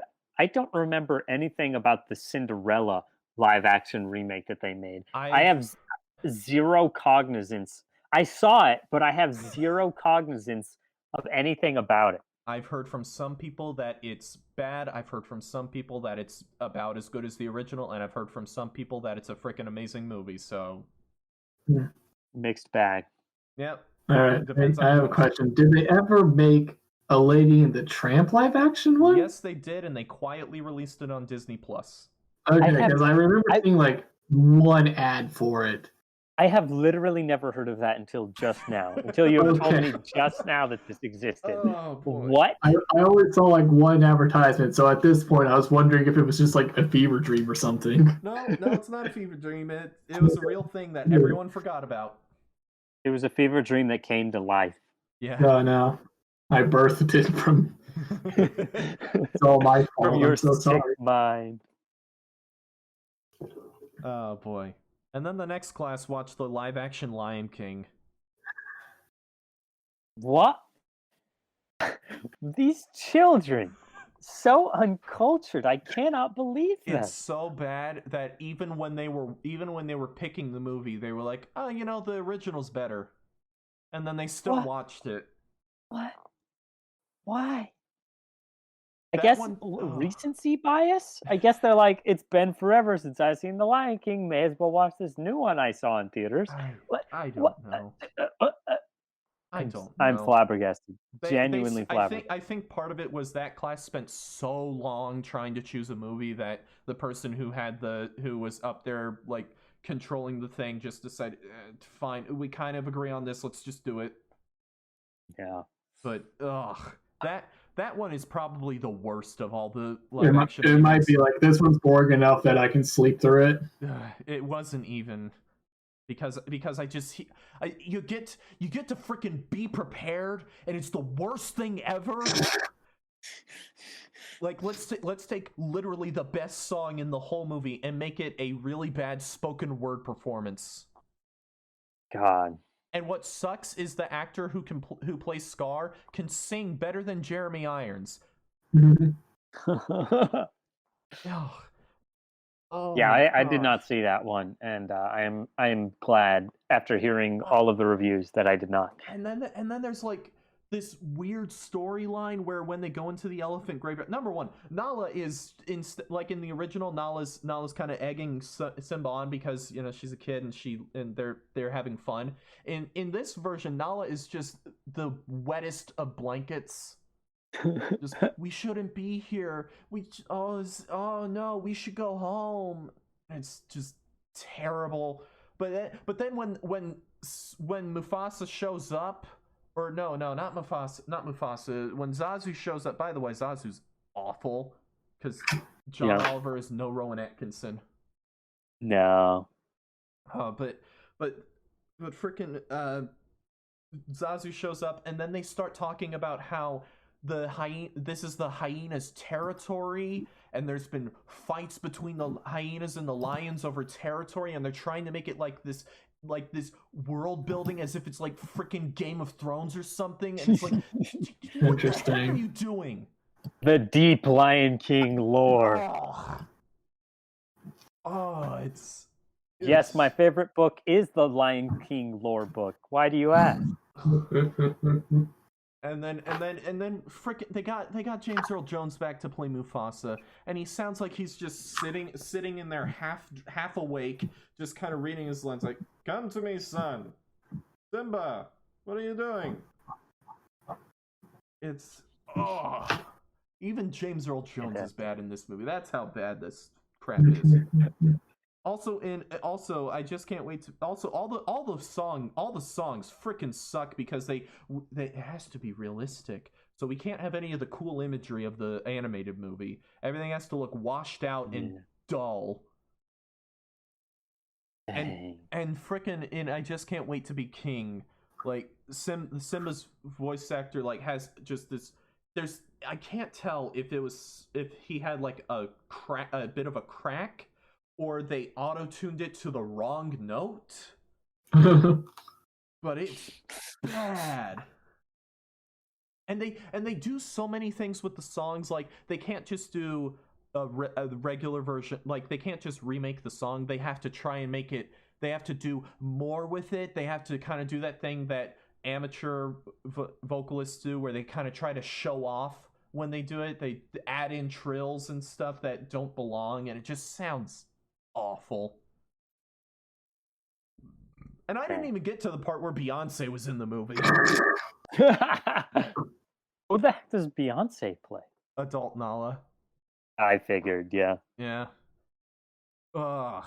Oh, and by the way, Can You Feel the Love Tonight is in broad daylight. Oh, that's great. What a good idea. What a good idea. Then the next class, to make up a little bit for all that crap, they picked Holes. Okay. Oh, okay. Holes Okay. Yeah, that's a pretty good choice. Yeah, Holes is a legitimately great movie. Yeah. Like, really that's underrated. A good, okay, I think these kids are saving themselves in my eyes. Got at least one good one in there. Yeah, and it's not like I would never have expected them to choose Holes out of all the movies there. Yeah. But hey, I'm surprised they even knew what Holes was. I know, right? Like that is pre-Transformer Shia LaBeouf. Yeah. God. Ancient. Man. But that's a fantastic movie. I want to go back and finish it because that movie's great. Yeah. But speaking of going back and finishing the movies, I decided for some dumb reason to go back and finish Cars 2. You just had to see how it concluded. You were on the edge of your seat. Dude, that movie's so bizarre. I just had to remind myself of how bizarre that movie is. Yeah. There's like what a strange 5 different plot lines going on. Mater is actually a bit of a terrible person who, but the movie acts like oh, he's just being himself. You should never judge someone for being themselves. Yeah, what if being themselves is being a frickin' annoying person who embarrasses you in public and doesn't even realize it? Ugh. I know, that's fine. And then the whole frickin' spy plot. I still don't get that. Like, I'd say it just punches you in the face with its odd environmental message, but Wall-E already did that. Yeah. But that was a good movie. At least Wall-E's a good movie. Yeah. At least Wall-E's freaking great, but Cars 2 it's just like alternative fuel. We have to have more alternative fuel. Alternative fuel. Did you know about alternative fuel? We're gonna make a spy plot line where the villain is trying to get big oil to scare everyone off of alternative fuel. Alternative fuel pog. It's bizarre. Man, what a strange movie. But then after that, I decided, you know what? Screw it. I'm gonna watch Cars 3 because I've never seen that movie. I have also never seen Cars 3. I had never seen Cars 3, and from everything I had heard, it's the good one. Yeah. And you know what? It's the good one. All right. It's a legitimately pretty darn good movie. Like the whole thing is like the whole story's like Lightning McQueen, he has his big racing career, but then some new cars start coming out and they just dominate the races, and because they have like new technology and everything, and all of his old racing buddies are retiring because they can't compete anymore. And then in the last race of the season, he's really pushing himself, and then he gets into a big wreck, and then cut to like before the next season, he's recovered and he's like, I don't know if I can even race anymore, but this is like my whole life, so I gotta at least try. And he like makes a deal with a guy, so it's like, okay, one more race. And if you win this race, you can do whatever you want. If you don't, you're gonna be a merchandising vehicle. Vehicle. But then so the movie's basically about retirement in a way. Which and here's the thing. It does a better job of exploring retirement than Toy Story 4. Yeah, I could see that. A Cars movie does what a Toy Story movie tried to do 1,000,000 times better. They're competing against themselves at this point. It's freaking bizarre. You know what else is bizarre? This movie basically acts like Cars 2 didn't happen. Huh. There is maybe one Easter egg about Cars 2 that I could find in the entire movie. Even Pixar wants to forget. All of the new characters, they're never seen in the entire movie. Even the character that was Mater's girlfriend by the end of it is never mentioned. By That's the way, great. Mater has like 2 scenes. They were like, okay, I guess they were making it for the people who watched Cars when they were growing up and are now kind of older and are sick of their kids watching Cars, but then they want to see Cars, so let's go see Cars. Oh, I actually enjoyed myself. They only had 2 scenes with Mater because they just couldn't afford to get Larry the Cable Guy back. He was too big of a bill. Oh, the Hollywood star Larry the Cable Guy. Yeah, classic. The ending, like it can't go like as deep as an ending like Soul. Yeah. But it was actually a pretty thought-provoking ending, and it didn't go exactly the way I thought it would. It didn't go exactly the way that you would think a Cars movie would go. Yeah. So yeah, that was a good time. I would actually watch that movie again. Oh, and the animation is gorgeous. Of course. Yeah. The sand looks like sand. The dirt looks like dirt. It looks like freaking real. And the way it interacts with the cars looks real. And it's like, okay, this was the animations team time to show off on realistic dust and dirt. Like Pixar is just on a whole nother level. Yeah, because like every 3D movie these days has to have like one scene where they show off the animation. Mm-hmm. Like How to Train Your Dragon 3 also had sand. They had to let people know where the budget went. Yeah. Oh man. How to Train Your Dragon 3 was great. It was. I really enjoyed that. All 3 of those movies were great. Same people who made Lilo and Stitch, and they have pretty much the same pros and cons of Lilo and Stitch. Really? I didn't know that it was the same team. Yeah. Lilo and Stitch is a fantastic movie most of the time. It is. And then after that, I was like, okay, this is a Pixar movie I kind of wanted to see, but I hadn't seen. Let me go with a Pixar movie I really wanted to see, but I haven't seen. So I watched Onward. Oh yeah, I haven't watched that either. I really want to get around to watching it. I really like Onward. All right. Yeah, I heard it was pretty good. I mean, I didn't hear any bad press about it. It kind of got overshadowed because it didn't make a lot of money, and then COVID happened, and the only news about it was like it got put on Disney Plus early because COVID, and also because it didn't make a lot of money. So like, hey, maybe people will watch it here. Also, yeah. But yeah, that was a really good movie. And of the 2 Pixar movies that came out last year, Soul and Onward, I'd say I consistently liked Onward more, but Soul's beginning and ending were freaking amazing and like some of the highest highs that Pixar's ever done. Yeah, absolutely, 100%. I'd say Onward is probably one of the most consistently great Pixar movies, but it doesn't have the peaks of like Toy Story 3, Up, or Soul. Yeah. But I'd also say like between the 2, I'd say I like Soul just a little bit more just because that hits that hit, like, they both hit things that I like personally. Onward has like all the fantasy stuff that I really like, and Soul has just music and art that I really like. But I don't know if there's anything I like in a Pixar movie more than the music scenes in Soul. Yeah, they really are just absolutely stupendous. Yeah. And man, the detail they put into like him playing the music too is great. Oh man, speaking of the animators showing off his hands when he's playing the piano, Absurd. it's insane.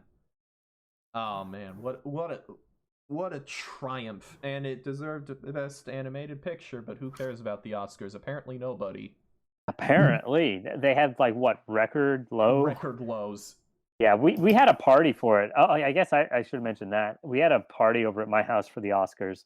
And yeah, no, it was clear just from us watching that it was like, yeah, nobody's watching this. Like it's like a small handful of people in this weird auditorium that's like scattered seating. Yeah. Yeah, no, it was definitely not. Gotta shove all the homeless people out of the way so that we can have the Hollywood stars here at this place. To celebrate movies that literally nobody except people in Hollywood have seen. Literally nothing. It was so funny. Consistently, everybody at the party had not seen like any of the movies. I literally just went with like anything I had actually seen. I would be like, okay, yep, this one's probably gonna win. Yeah, that one sounds good. I chose Soul for Best Animated Picture because Disney Pixar always wins, like 100% of the time, pretty much 99% of the time. Well, Shrek was the first one that ever won. Oh, is that so? That wasn't Disney? Yeah. But occasionally a movie will win that isn't Disney Pixar, but generally Disney Pixar wins. I was actually holding out for Wolfwalkers because I watched that, and that's a fantastic movie. I'd really recommend that. Have you guys heard of that one? I've heard of it, and I've seen like clips of it on YouTube, but I haven't watched anything of it. Who did that? What's that? Who made it? I don't know. I think it's just like an independent studio. Was it was it the same people who did like Song of the Sea or something like that?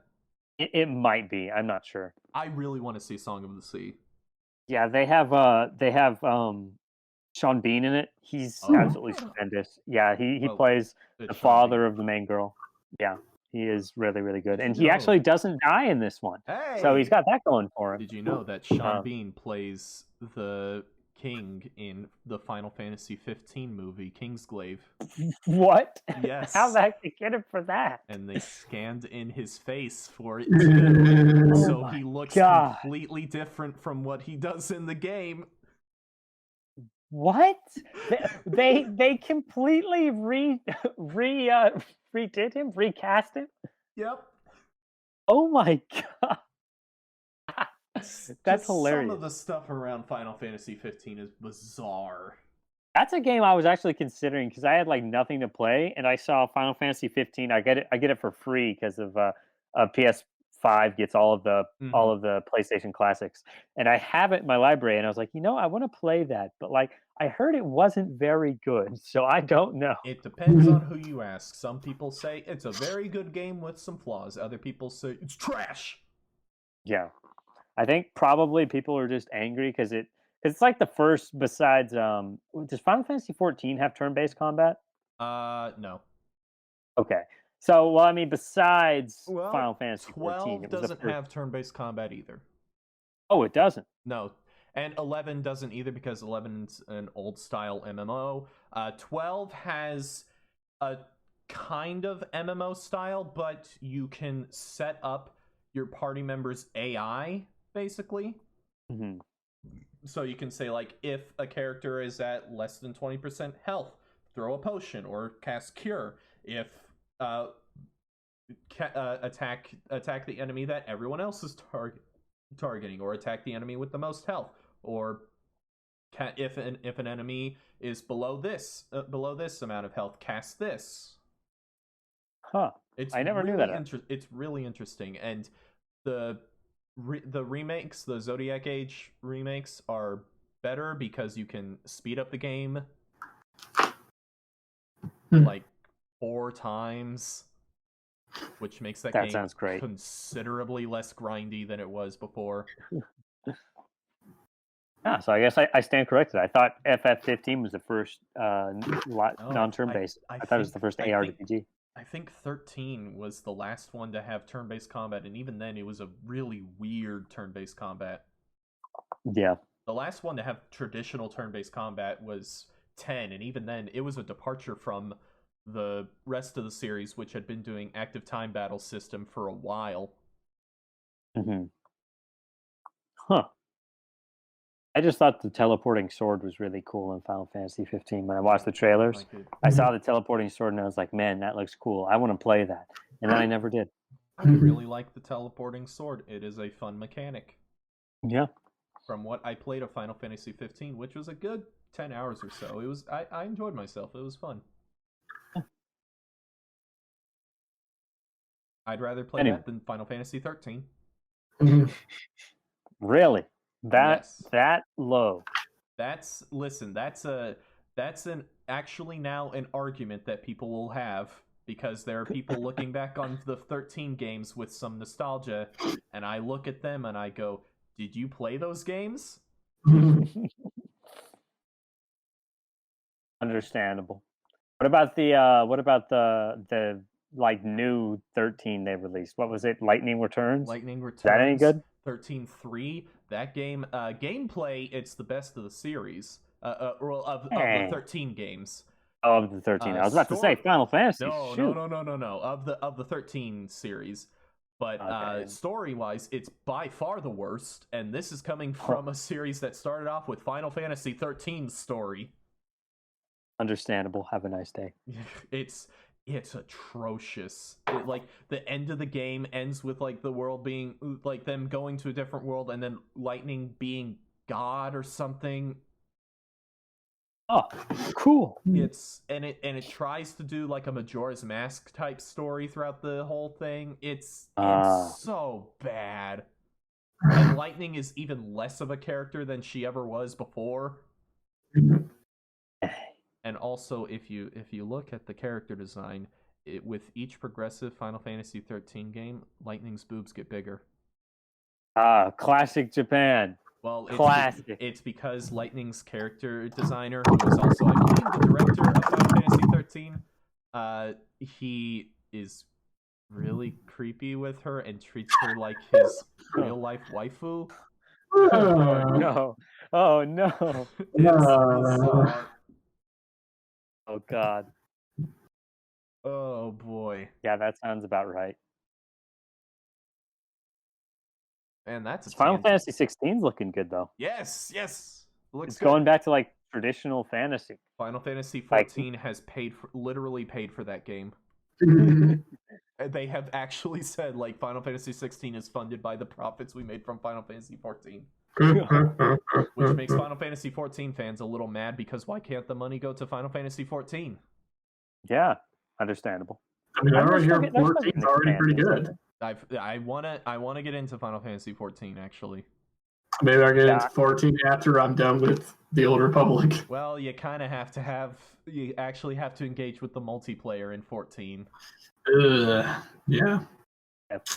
Fortunately, I don't really have to do that with the Old Republic. It's pretty single player friendly. 90%. 90% of it you can just do solo. Yeah. And if you don't care about that other 10%, woohoo! It's pretty darn optional. If you don't care about it, you really don't have to do it. Hey. I'm upset I never got to do any of the raids in Destiny, because they were all like, yeah, you need 6 people. And I'd have like 3 friends who had it. And we're like, we can probably beat these raids with only like 4 people. And then we couldn't, because they are designed around 6 people. They are also very, very, very difficult. Can you get randoms in with Yes, you can. They have there's a website somebody made where they can organize raid parties. Oh, it's specifically a separate website. Oh no. Yeah. Somebody made it because they're like, we understand that not everybody else. We're doing ourselves. Because like FF14, I know from listening to Pat talk about it forever in the Friendcast and Castle Super Beast. 14 has a duty finder where you can get matched up with random people. Oh, that's awesome. So Yeah, you can do all Destiny the needs content. something like that. Yeah, it turns out. Well, now that Bungie's broken away from Activision, maybe they'll fix it. Maybe. I mean, they seem dedicated to adding content to Destiny 2 instead of releasing a Destiny 3. So, they're on like I don't even know how many DLCs they've added to it now. Like 5 or 6, maybe more. Hmm. They've been adding to it pretty consistently. Now this was a tangent. Yeah. A good tangent. I like it was a talking good about tangent. Where Final are we Fantasy. going to start off this tangent from? I don't remember what we were talking about. I was talking about Onward, and then we got onto the Oscars. That nobody. And then did anyone? and Okay, somehow we got on a Final Fantasy. other than like the animated movies, I don't think I saw, which was literally just Soul and Onward. I don't Because think an I don't think I actor saw. from the Oscars I don't think I got saw a his single face transplanted on a Final Fantasy 15 character, which then got us onto Final Fantasy. Hang on, that's it. Yeah. That Hang on, let's was watch it it. back. How That did we was get here? it. That was it. That's how we got on. Darn you, Sean Bean. Oh man. Okay, I don't think I'd even heard about any of the Oscar nominated movies outside of Soul and Onward. Yeah, no. The only one, like I said, I watched was Wolfwalkers. The rest Was is the like Oscars recently? it was like a month ago, I think, or so. I didn't even know. Yeah. Hmm. No, neither did like anybody because they had their lowest views ever. Yeah. So. Turns out when you only nominate movies that nobody has seen, nobody cares. Yeah, that's pretty much it. That's pretty much exactly what happened. The last like widely successful movie that won Best Picture was Return of the King Oof. in 2003. Oof. Yeah. And listen, there's been some good movies that won Best Picture. King's Speech is fantastic. It again might be my favorite movie. I've heard very good things about Slumdog Millionaire. Oh, I need to watch that. And No Country for Old Men is great. But some of these movies, like, did anyone even see them? Yeah. But anyway, And the answer is no. But anyway, Onward. I really like Onward. I really like the way it ends. And at this point, I will watch literally anything Chris Pratt is in. Because the man just has a charisma and a humor and comedic timing that I just absolutely love. He's a beautiful man. There's a few actors like that. Like I'll watch at this point. I'll watch pretty much anything Chris Hemsworth is in because now people know that he's really good at comedic timing too. Yeah. I would say the same for like The Rock, but The Rock has kind of the reverse situation of Schwarzenegger in his heyday. Schwarzenegger wasn't a particularly good actor. He was fine, but his movies were really good. The Rock is a pretty darn good actor, but most of his movies suck. Yeah. And he's in everything. Yes. I think most of them suck because he literally has zero. He does not turn down any roles. Oh man. Okay. Before I go on with another Disney thing, I gotta go on. I just remembered. I watched the Mortal Kombat movie. Ah. Oh, I'm gonna go see it tomorrow. Actually, I have a bunch of people I'm gonna go see it up with in Plano. What'd you think? Not very good, but I had fun. Yeah, that sounds about right. I haven't seen. That seems. I haven't seen the old Mortal Kombat movies. I've heard like the original is better for the schlocky fun that it is. Yeah. But I some of the action was not great, but some of the action was all right, and the fatalities were good. That's what it's all about. That's what everybody's coming to the theaters That's what to it's see. all about. So. And they say the lines. Hey. They Yeah, say a I saw lot in the of the trailer. lines. What more do you need? What more do you need? So I watched that with a friend. I went over to his house and he has like a nice little home theater set up in his room, and we watched that. And then we were looking at some of the other movies he has, and we decided, and we saw this movie with Nicolas Cage called Jujitsu. Oh no. Jujitsu? I feel like I've heard of this. Is it a recent movie? Fairly recent, yes. Okay. It's a movie about a guy, like Nicolas Cage is like a side character in it, but it's a movie about this guy who like loses his memory and gets picked up by these military people out in somewhere in South America, and he's actually a part of this group of like martial arts people who are fighting this, who do this like ritual fight with an alien. What? They do a like the alien they have to fight the alien, otherwise like if they don't give him an honorable fight, he will destroy the world or something. And it's interesting. Very interesting. And the main character is like this random guy who has amnesia for like half of the movie, and then the movie kind of forgets about his amnesia. And he's okay. So one of the guys who's in his group, like probably the main guy outside of the really forced love interest, like one of the most forced love interests I've ever seen, because like, oh, he has amnesia, so he doesn't remember being in a relationship.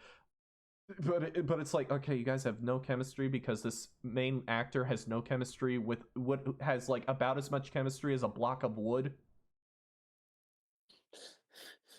And but then the other main guy of the group has like is like this stunt guy who's done a bunch of stunt movies, and he started to get more acting roles, and one of his roles is in the Monster Hunter movie. So his stunts look pretty good. That movie is so bad that it's not even good bad. It's just bad. So his stunts are well executed, but the choreography is atrocious, which goes for pretty much the entire movie. The people who are stunt people are doing their best, but the choreography sucks. Like there's a fight in the military base when the guy's trying to get the amnesia guy out, and it's like doing this one shot of him doing all this kung fu stuff and fighting, and people just kind of stand there and let him beat them up, and then it'll have moments where he's standing out in the open, and then as he starts running, there's like bullets start shooting right where he was. And it happens like 5 different times where these people just apparently don't shoot at all. Oh my gosh. This movie sounds insane. This movie sounds like a fever dream. Like something. I feel like it was a fever dream, man. This is like if like a bunch of stoners got together and just started freaking blazing it, and like all one after the next, they go like, dude, wouldn't it be cool if like we had like a jujitsu movie, and another pipes in, and there were aliens, dude. Dude, they say the word jujitsu like 20 times in the movie. I don't think they know what jujitsu actually is. Because there are exactly 2 people who use jujitsu in the whole movie, and they're not the stunt people. They're people who are even worse. And it looks awful. One of the people who uses jujitsu is Nicolas Cage. That cannot look good. That Nicolas cannot Cage plays the old man who used to be part of the group but kind of went nuts, and the alien didn't kill him because he ran away, but the alien believes that he ran away because he was crazy or something. I don't know. And Nicolas Cage is just Nicolas Caging, so it's entertaining, but it's bad. And have you seen Mandy? I have not. That is a Nicolas Cage movie. That is so. I'm not going to say it's so bad it's good, because it's actually kind of a decent movie. It is probably the most insane film he's ever been in. At one point, he cuts a dude's head off, lights it on fire, and then ignites a cigarette with the head that's on fire, It's the best movie he's probably ever been in. It is amazing. And that movie is nonstop absurdity, and I am there for it. I saw it in theaters, and by pure coincidence, a guy from one of my film classes was also there. And like we were sitting next to each other, and like the entire time we were like hyping each other up because every scene would just be some new insanity with Nicolas Cage. Oh, there's a Oh, chainsaw fight. I forgot about the oh chainsaw my fight. gosh. Oh, Yeah, that's a great movie. Go watch Mandy. It's so good. don't watch jujitsu. I It's will not. dude. Oh my gosh. The the alien is like in the suit and he's got like a mask on that has like an effect on part of the mask so it looks like kind of a helmet or whatever, and it's got this kind of light effect in it. It doesn't look very good, but it's whatever. It's cheap. And then it just kind of flashes a face, which is a flat texture on the thing that makes like faces at times, and it looks awful. It's one of the worst looking things I've ever seen, and it just keeps doing it over and over. And then like he gets cut a few times, and the cuts are like pasted on like a bad video game texture. It's so bad. Like the costume already looks like a knockoff Power Rangers villain. Oh boy. But at least when the face isn't being shoved onto the helmet, the helmet looks okay. But no, they have to keep shoving the face on there, and it looks awful. It looks so bad. Ugh. And like as insane as I'm making this movie sound, I was like actually about to fall asleep at times, even while I was making fun of it with my friend. Oh my gosh. Yeah, so I'm bringing it up again. Mandy is a great film to watch with friends. If your friend is into Nicolas Cage, you guys should watch it. It's so much fun. I'll have to keep that in mind.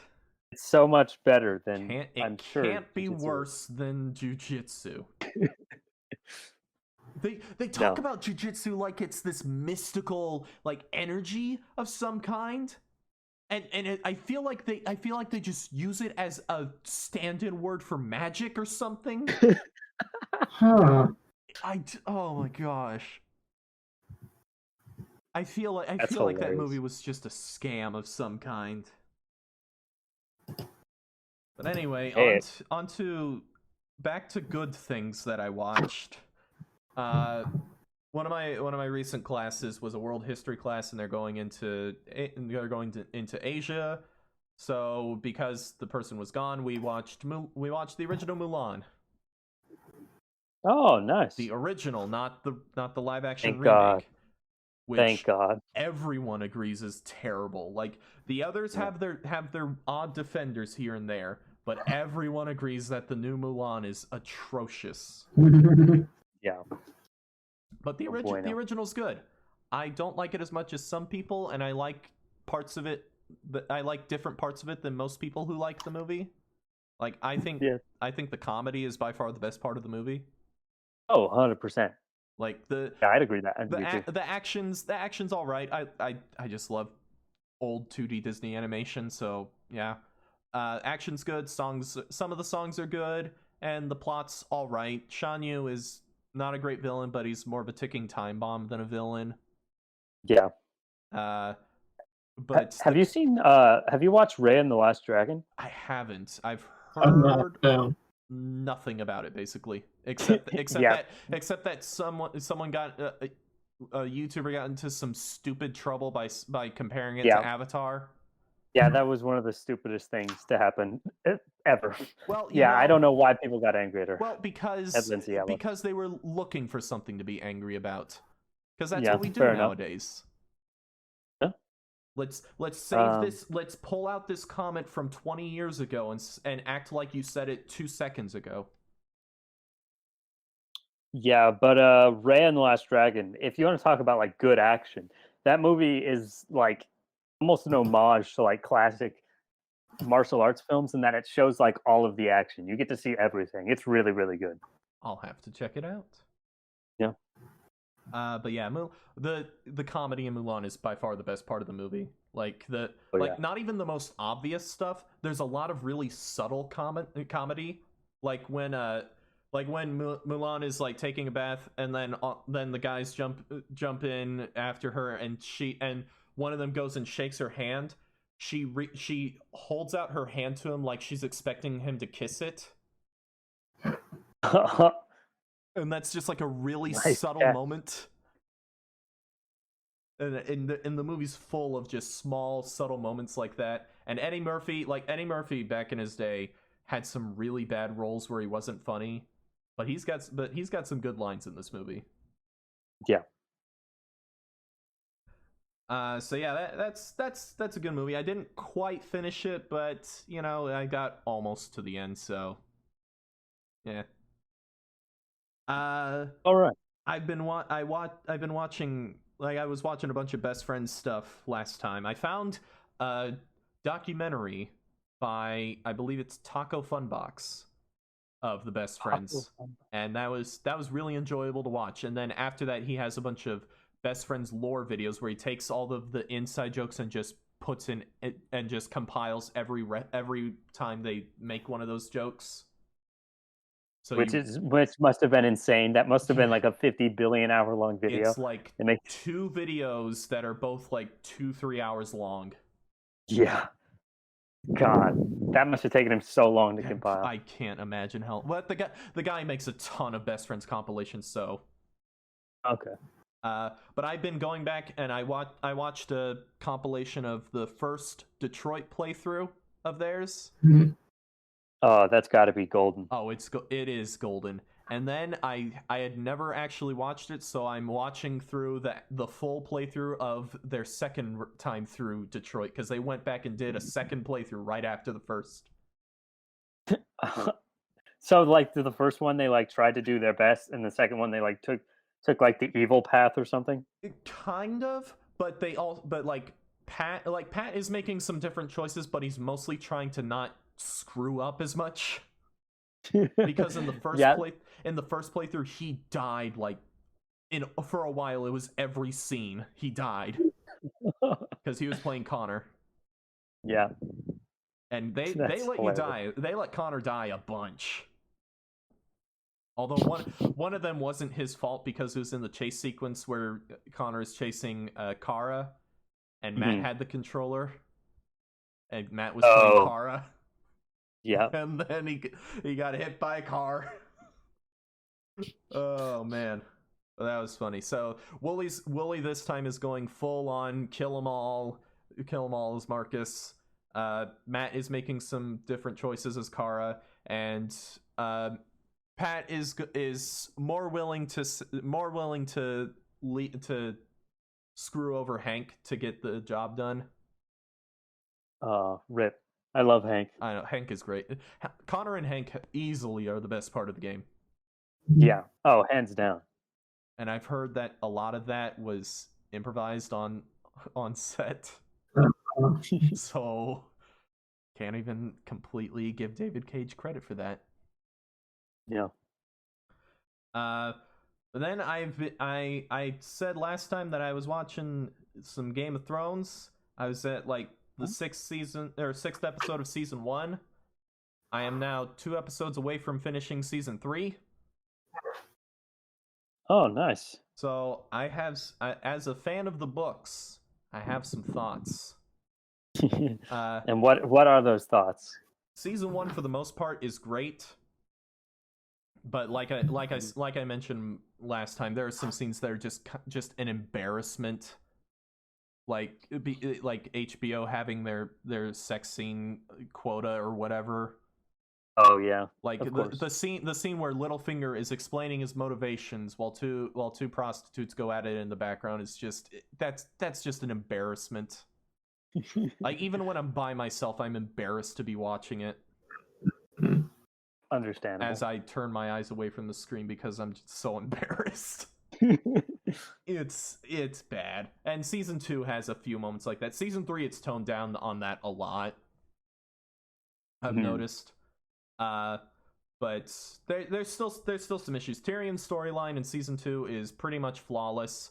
The only thing I I kind of wish they kept the full extent of what he does at Blackwater. Like they kept in the wildfire stuff, but in the books he also has a giant chain that raises to trap them in, which makes his actions a borderline war crime. Because you're not letting them run away, you're blocking them in to kill all of them. Yeah. Dang, yeah. I wonder why they didn't include that. Yeah, I don't know. Probably for effects. Yeah, most likely. Because season 2 and the early seasons didn't have the budget of the last seasons. Yeah. $15 million per episode to make the long night where you can't even see what's happening. 15 million, 10 million for the darkness. It feels like it. And 5 million for the dragons. Yep. But season 2, John's storyline is kind of botched. I much prefer it in the books. Like the fight at the end of his storyline in the books is one of Martin's best fight scenes, and it's only 2 paragraphs long, and even though it's only those 2 paragraphs and I've forgotten a lot of the other memorable fights in the series, that fight sticks out to me in my head all these, like, after years of not reading it. But they changed a lot of the build up to that fight in the show, and it's just not nearly as good. And Corin Halfhand, despite the actor being fantastic, is nowhere near as good as he is in the books. Yeah. Which is unfortunate. I did like the change in Harrenhal by switching out Roose with Tywin, because I just like Tywin. Like I get to episode 7 of season 1 and I start cheering because the first scene is Tywin's introduction, and that scene is one of the best scenes in the entire series. Dang. It's the one where he's talking to Jaime while he's skinning the deer. Oh yeah. That's Such a good scene. Absolutely. Tywin's like the best character in the show. Oh, absolutely. Yeah, his all of his conversations with Arya in season 1 are fantastic. That's season 2, but yeah. Oh, season 2. My bad. See, it's been too long. Yeah, in the book, it's Roose Bolton instead. Oh, really? Yeah. So you get a bit you do get a bit more introduction. Roose gets a lot more character in the books, which works out because he plays a bigger part later on in Dance with Dragons and stuff. And you get a lot more character development before the thing he does, or the thing he helps do, which I'm going to avoid it as much as possible, because I know for a fact that my brother listens to this podcast and he doesn't know a single thing about Game of Thrones other than a lot of people die because of dark fantasy, and I want him to read the books and get to that moment, because without knowing anything about it, because that's a rare experience these days. Speaking of which, that's the next episode for me. And I was about to watch an episode yesterday, and I was like, oh, that's the next episode. No, I'm gonna put it off, because that chapter in the books, like, that's a chapter that people read that chapter and then they stop reading A Song of Ice and Fire for like at least a day, sometimes a week, sometimes a month, sometimes for good, because it is so upsetting. And from everything I've heard from book fans, the show does a decent job with it, but it's mostly just played for shock value and doesn't have as much of the tragedy that it does in the books. Yeah. So we'll see. John and Ygritte have like some of the best romantic chemistry I've ever seen on screen. It's really good.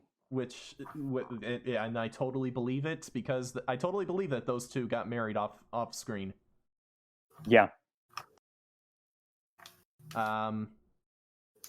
Bran's storyline is kind of boring because it's Bran. Yep. I've always found his storyline kind of boring until Dance with Dragons, where he starts getting into magic stuff, and then that last chapter with Bran and Dance with Dragons was kind of horrifying. Oh what, yeah. What else? Man, I freaking love what they did with Baylor, the Baylor episode in season 1.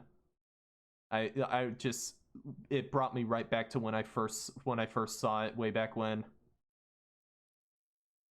What else? I had Daenerys' storyline is almost like I'm experiencing it for the first time because I had basically completely forgotten Daenerys' entire storyline in books 2 and 3. Oh yeah. Like this might be a controversial opinion, but I'm not really a big fan of Daenerys. Understandable. I don't really. Yeah, I could see that. I don't really like her that much. My favorite parts of her are in book 1 and book 5. Other than that, I don't really care for her. She gets a lot of credit for stuff that other people around her do. Mm-hmm. And she has one of the best supporting casts out of all the characters, but her herself I don't really like. Like, I'd rather read a Daenerys chapter than a Bran chapter, but not by all that much. Yeah. Yeah. And as soon as season 3 Dario walked on screen, I went boo because he doesn't look like Dario in the books. Oh. He's just this long-haired guy with clean shaven. He looks nice and all that stuff. Dario in the books has this bright yellow flamboyant outfit, and he's got a goatee, and it's dyed purple, like his hair is dyed purple. Wow, dang, this guy's balling. Wow. I see him walk on the screen, and I go boo. Boo! Is that the character that they swapped out actors for? Yes, they did, and it wasn't for the reason that they had 3 different actors play the Mountain. Wait, did they? Yes, because the first 2 actors died. Whoa, I did not know that. Yeah. Holy crap! The first season 1 has an actor play the Mountain. He died, so they replaced him for season 2. He died, so in season 4 they have a different actor. Oh my god, I don't know how I never noticed that. What the heck? It's nuts. There are certain characters who are just absolutely perfect, and I noticed that a lot of the best characters are there for 1 season. Oh no. Mm-hmm. As is tradition. Yes. I may or may not continue after season 4. I don't know. Like, that reminds me. I kind of hate show Stannis. Really? Like, Stannis is one of my favorite characters in the books, and he is this is a completely different character in the show. Like, they took probably the most atheistic character in the entire world in the books and turned him into a religious zealot, which is bizarre. And I feel I was reading some like chapter by chapter analysis stuff, and it would at times like the guy would compare books versus show. I've been reading Race for the Iron Thrones analysis stuff right now, but he points out like he believes that the issue with the show is that because the showrunners got like summaries from Martin of where the characters will end up by the end, they kind of skipped ahead with their development, or they let where the character ends up color their perception. So Stannis is supposed to do a really bad thing towards the end of his storyline. So the showrunners looked at that and they said, "Oh, Stannis is a horrible person," and they made him a horrible person throughout the whole thing. He's basically a villain, whereas in the books he's the epitome of lawful neutral. Yeah, I can see that. And it's not that I think Renly in the show is bad, but I much prefer him in the books because he's a bit of an asshole. Like in the books, Renly is not just arrogant and all that stuff. He's supposed to be like kind of like Robert reborn, like Robert in his heyday. So of course he's arrogant and everything, just like Robert was, but he's also kind of a terrible tactician. Like the military layout of his fight against Stannis is how to lose a battle when you have superior numbers. Okay. And the conversation between him and Stannis is like, both of you are wrong in some ways and right in some ways, whereas in the show it's odd, like the conversation is basically the same, but then all of a sudden Renly becomes a lot more like book Renly, where he's a bit of an asshole. But then at the end it's like the showrunners obviously side with Renly. And the scene between him and Catelyn after that, where the thing happens, right before the thing happens in the show, Renly's like, "Don't worry, I'll join with you, and we will defeat the Lannisters." And in the books, it's like go back to your son and tell him that if he doesn't join me, I'll destroy him. Hey, quite a difference. Yeah. So I prefer that, and I have to wonder if it's because they were more explicit with his relationship with Loras, that they didn't want to make an openly gay character out to be a bad guy. I have to wonder if that's it, or if it was just their bias against Stannis that made them up Renly more. I don't know. It's all at the very least, I can look at these changes and have an interesting discussion about why they made the choices they did without raging about how bad the choice is. Unlike later on, and I'll get to that when I finish season 4, because I know there's some stuff coming up that's just bad. Some stuff. That's putting it lightly. Yeah. That is about all I have watched. I somehow managed to fit a bunch of Disney stuff in the meantime, because at school, because at home I've been just basically the only thing I've watched is Game of Thrones, and it's been like an episode a night for a while, and then it stopped being that because I'd get home really late from rehearsal. But I'm back on that, having a blast. And I hope it continues to be pretty good, and so far it is. All right. And now on to my reading. So, yes. I finished Name of the Wind, the first Kingkiller Chronicles book by Patrick Rothfuss. Some of the best prose I've ever read, especially in a fantasy book. Like that's not to put down fantasy prose, but this is a step above most of what I've seen. Like George R. R. Martin comes like hits that level at times. Tolkien hits that level at times, and well, all the time. But Tolkien's prose is a lot more difficult to get into, and I'd say actually Sapkowski, the Witcher guy, actually does reach that level at times, especially in The Sword of Destiny, because that book is amazing. But the prose throughout The Name of the Wind is just freaking amazing, impeccable. It's just a joy to read. It's almost like poetry at times. The plotting of the book is a little odd. Like, it's got a framing device that lasts for like the first 50 to 100 pages to start off before you actually get into the main story. And then the main story has like a really long introduction that takes like you're at like page 200-300, almost getting towards like in between a third or halfway through the book before you get into the main meat of the story, which is fine because it's so well written, but I can't really, like, it's hard to tell where the plot is going. It kind of meanders around, and sometimes it does it in a good way, sometimes it kind of doesn't. The main character, I like the main character because it's the main character Kvothe telling his story. That's the framing device. And I like Kvothe, the adult who's telling the story. I don't really like Kvothe, the kid at the university.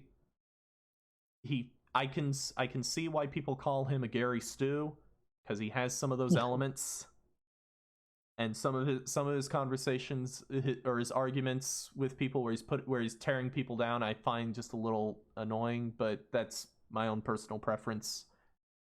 The magic system is really cool hard magic system, although I'm finding I generally prefer softer magic systems, so Yeah. But yeah, book ends on a decent note. I've heard that the second book, Wise Man's Fear, suffers from middle book syndrome, like a severe case of middle book syndrome, to the point where people aren't sure how he can wrap up the story in one book, because he said it's supposed to be a trilogy, and the third book hasn't come out, and it's been about as long as the wait for The Winds of Winter has been. The only issue is that Patrick Rothfuss has only written 2 books, whereas George R. R. Martin has written several. Yeah. So he's really branched out. He's done a lot. Yeah. So there was a thing that came out. He did a stream where people asked him about the book recently, and for a while Patrick Rothfuss had a very screw you attitude toward any questions about the third book, and he's since come out and been open about how he had some mental health issues and things like that, and he on a recent stream he got a question about it again, and it was a question of, do you even care about finishing the book at this point? And he actually took a bit, answered a different question, then came back to the question and said, listen, if I didn't care about the book, you'd already have it. So the guy is just a crippling perfectionist, and I can see that from what he's written, because the prose is so freaking good. So that was Name of the Wind. At some point I'll get back to it, but I am fine right for the moment, at least, with it just being one book that was really good. After that I read the first Dresden Files book. Yeah. Hey. So Name of the Wind took me like a week or a little more than a week. Dresden Files took me 3 days. Wow, dang. It's a much shorter, much more digestible book. Yep. Yeah, my friend's super big into it. He loves the Dresden Files. Oh, it's great. I got started at that. The Last Apprentice, the first book in that series, took me 1 day. Yeah. Nearly half day. They're short. Yep. But there's like 13 of them. Like if I really just barreled down and dug in and just did nothing but read, I could nothing but read instead of kind of browsing on my laptop during class. I could probably bang out a Dresden book in 2 days. Yeah. Book one was fun. Nice kind of murder mystery with fantasy, wizard, kind of different take on wizards and stuff than a lot of what you see these days. Kind of based on a lot more classical wizards and stuff and monsters. And yeah, I've heard it just only gets better from here, or from the first few books are generally considered to be the worst of the series. So hey, if it started off like this, awesome. Yeah. But I didn't go into the next Dresden book because I wanted a bit of a break from fantasy. So I am currently reading Great Expectations by Charles Dickens. Oh, nice. Classic. Which by many people's estimation is one of, if not his best books. Mm-hmm. So are you liking it? I'm liking it so far. I'm only 4 chapters in out of 50 something, so I can't give a great estimation of it yet. Haha, Great Expectations, great estimation. But so far, really like it, and it's Charles Dickens, so it's just a joy to read because Dickens has the best prose. Yeah, he's great. It's friggin' amazing. And that is finally it. I didn't intend for it to go that long, but we had a quite enjoyable tangent. Yeah, we sure did. We had a few. There were a few tangents. There are a few I tangents. just remembered something I've been reading lately. Can Oh, I boy. interject here really quickly? Yes. I started reading Homestuck. Oh Believe it or my not. Oh, no. gosh. Yeah, You the had reason the reason why is I got turned onto it by a YouTube video from the YouTuber Sarah Z, who put out a history of Homestuck, the rise and fall of Homestuck. I watched it; it's like an hour something long, and I was like, you know what, Homestuck sounds pretty neat. I think I'll go check it out. So now I'm like 2,000 panels in, and yeah, it's really good. The guy who made it is a renaissance man, truly. He's like a programmer, a musician, an artist, an animator, a writer, obviously, because he writes Mhm. so much. There's so much dialogue. Oh my god. Is Homestuck the one with Strong Bad as one of the characters? No, that's Homestar Runner. That's Homestar Runner. Yeah, I get Yeah. those two mixed up sometimes. Yeah, Homestuck is like an online interactive adventure. Yeah. I yeah. did like dip my toe into it like once. Yeah. Yeah, I mean, like I said, it's pretty darn good. Isn't that the I'm one liking it so far. Isn't that the one that Toby Fox made like an early version of Megalovania for? Yep. I think that's where Megalovania originally, because he's used it on several different Yeah. projects. I think the original version was in his Earthbound Halloween edit. Yeah. And Yeah. then Homestuck got one, and then the big one was Undertale. Yeah, Yeah. of course. But yeah, it's really interesting. I'm super attached to all the characters in the world. The world is incredibly complex. The guy has like freaking like 30 different storylines running all at once. It's insane. I don't know how he managed to do it. Guy must have been. You're starting to sound like Super Eye Patch Wolf in his video on all the crap with Undertale fan stuff. Oh my god, yeah. That video, Like all their fan projects. yes, like the insane amounts of fan projects and how a lot of them link together. Yeah, the AUs. Yes. Oh my god. Man, yeah. That video is one of my favorites of his because he has a moment where he starts explaining, no, you don't understand. It's really good and cool. And then he's like, oh no, I've become a Kingdom Hearts fan. Which I go, yes! The 37 different Xehanorts that you all have to keep track of. It's not that hard to keep track of, everyone is Xehanort and everyone else is Sora. Yeah, exactly.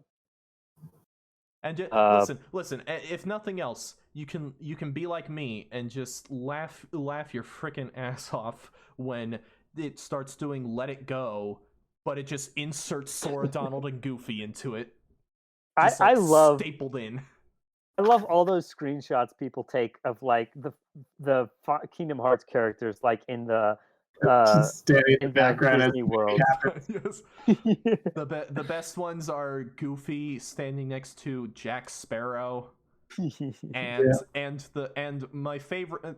I don't know how it became a meme, but the say fellas, did somebody mention the Door to Darkness? Cut to T-posing Mickey Mouse. Oh man! Oh my god!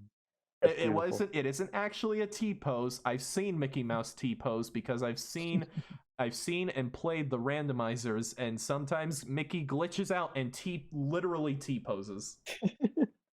Speaking of which, the PC versions of Kingdom Hearts came out, and they're figuring out how to get the existing Kingdom Hearts 2 rando to work on this version of Kingdom Hearts 2. Which is great because the music is way better in this version because it's actually orchestrated. Although I hope for some reason, the HD remix version of 2 switches out Roxas's battle grunts.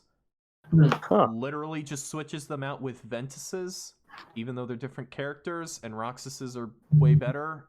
So I hope for my sake that the randomizer mod switches them back in somehow, which might be possible. But they also have made a Kingdom Hearts 1 randomizer. Oh boy. Dang. Which I am like, it honestly makes me consider buying those games on PC, even though they're overpriced as crap.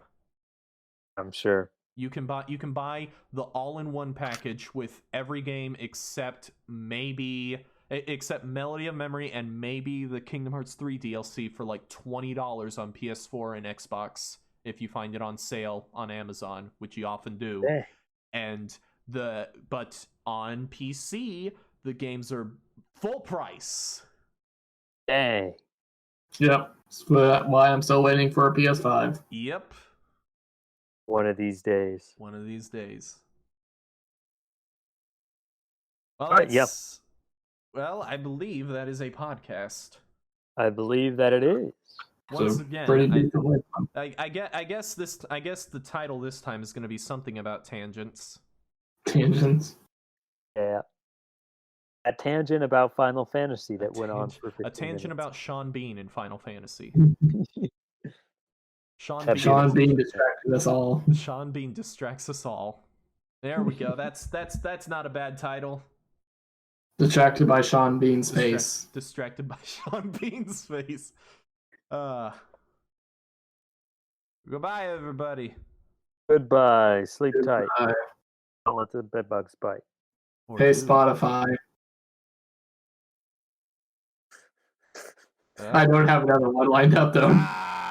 He got us.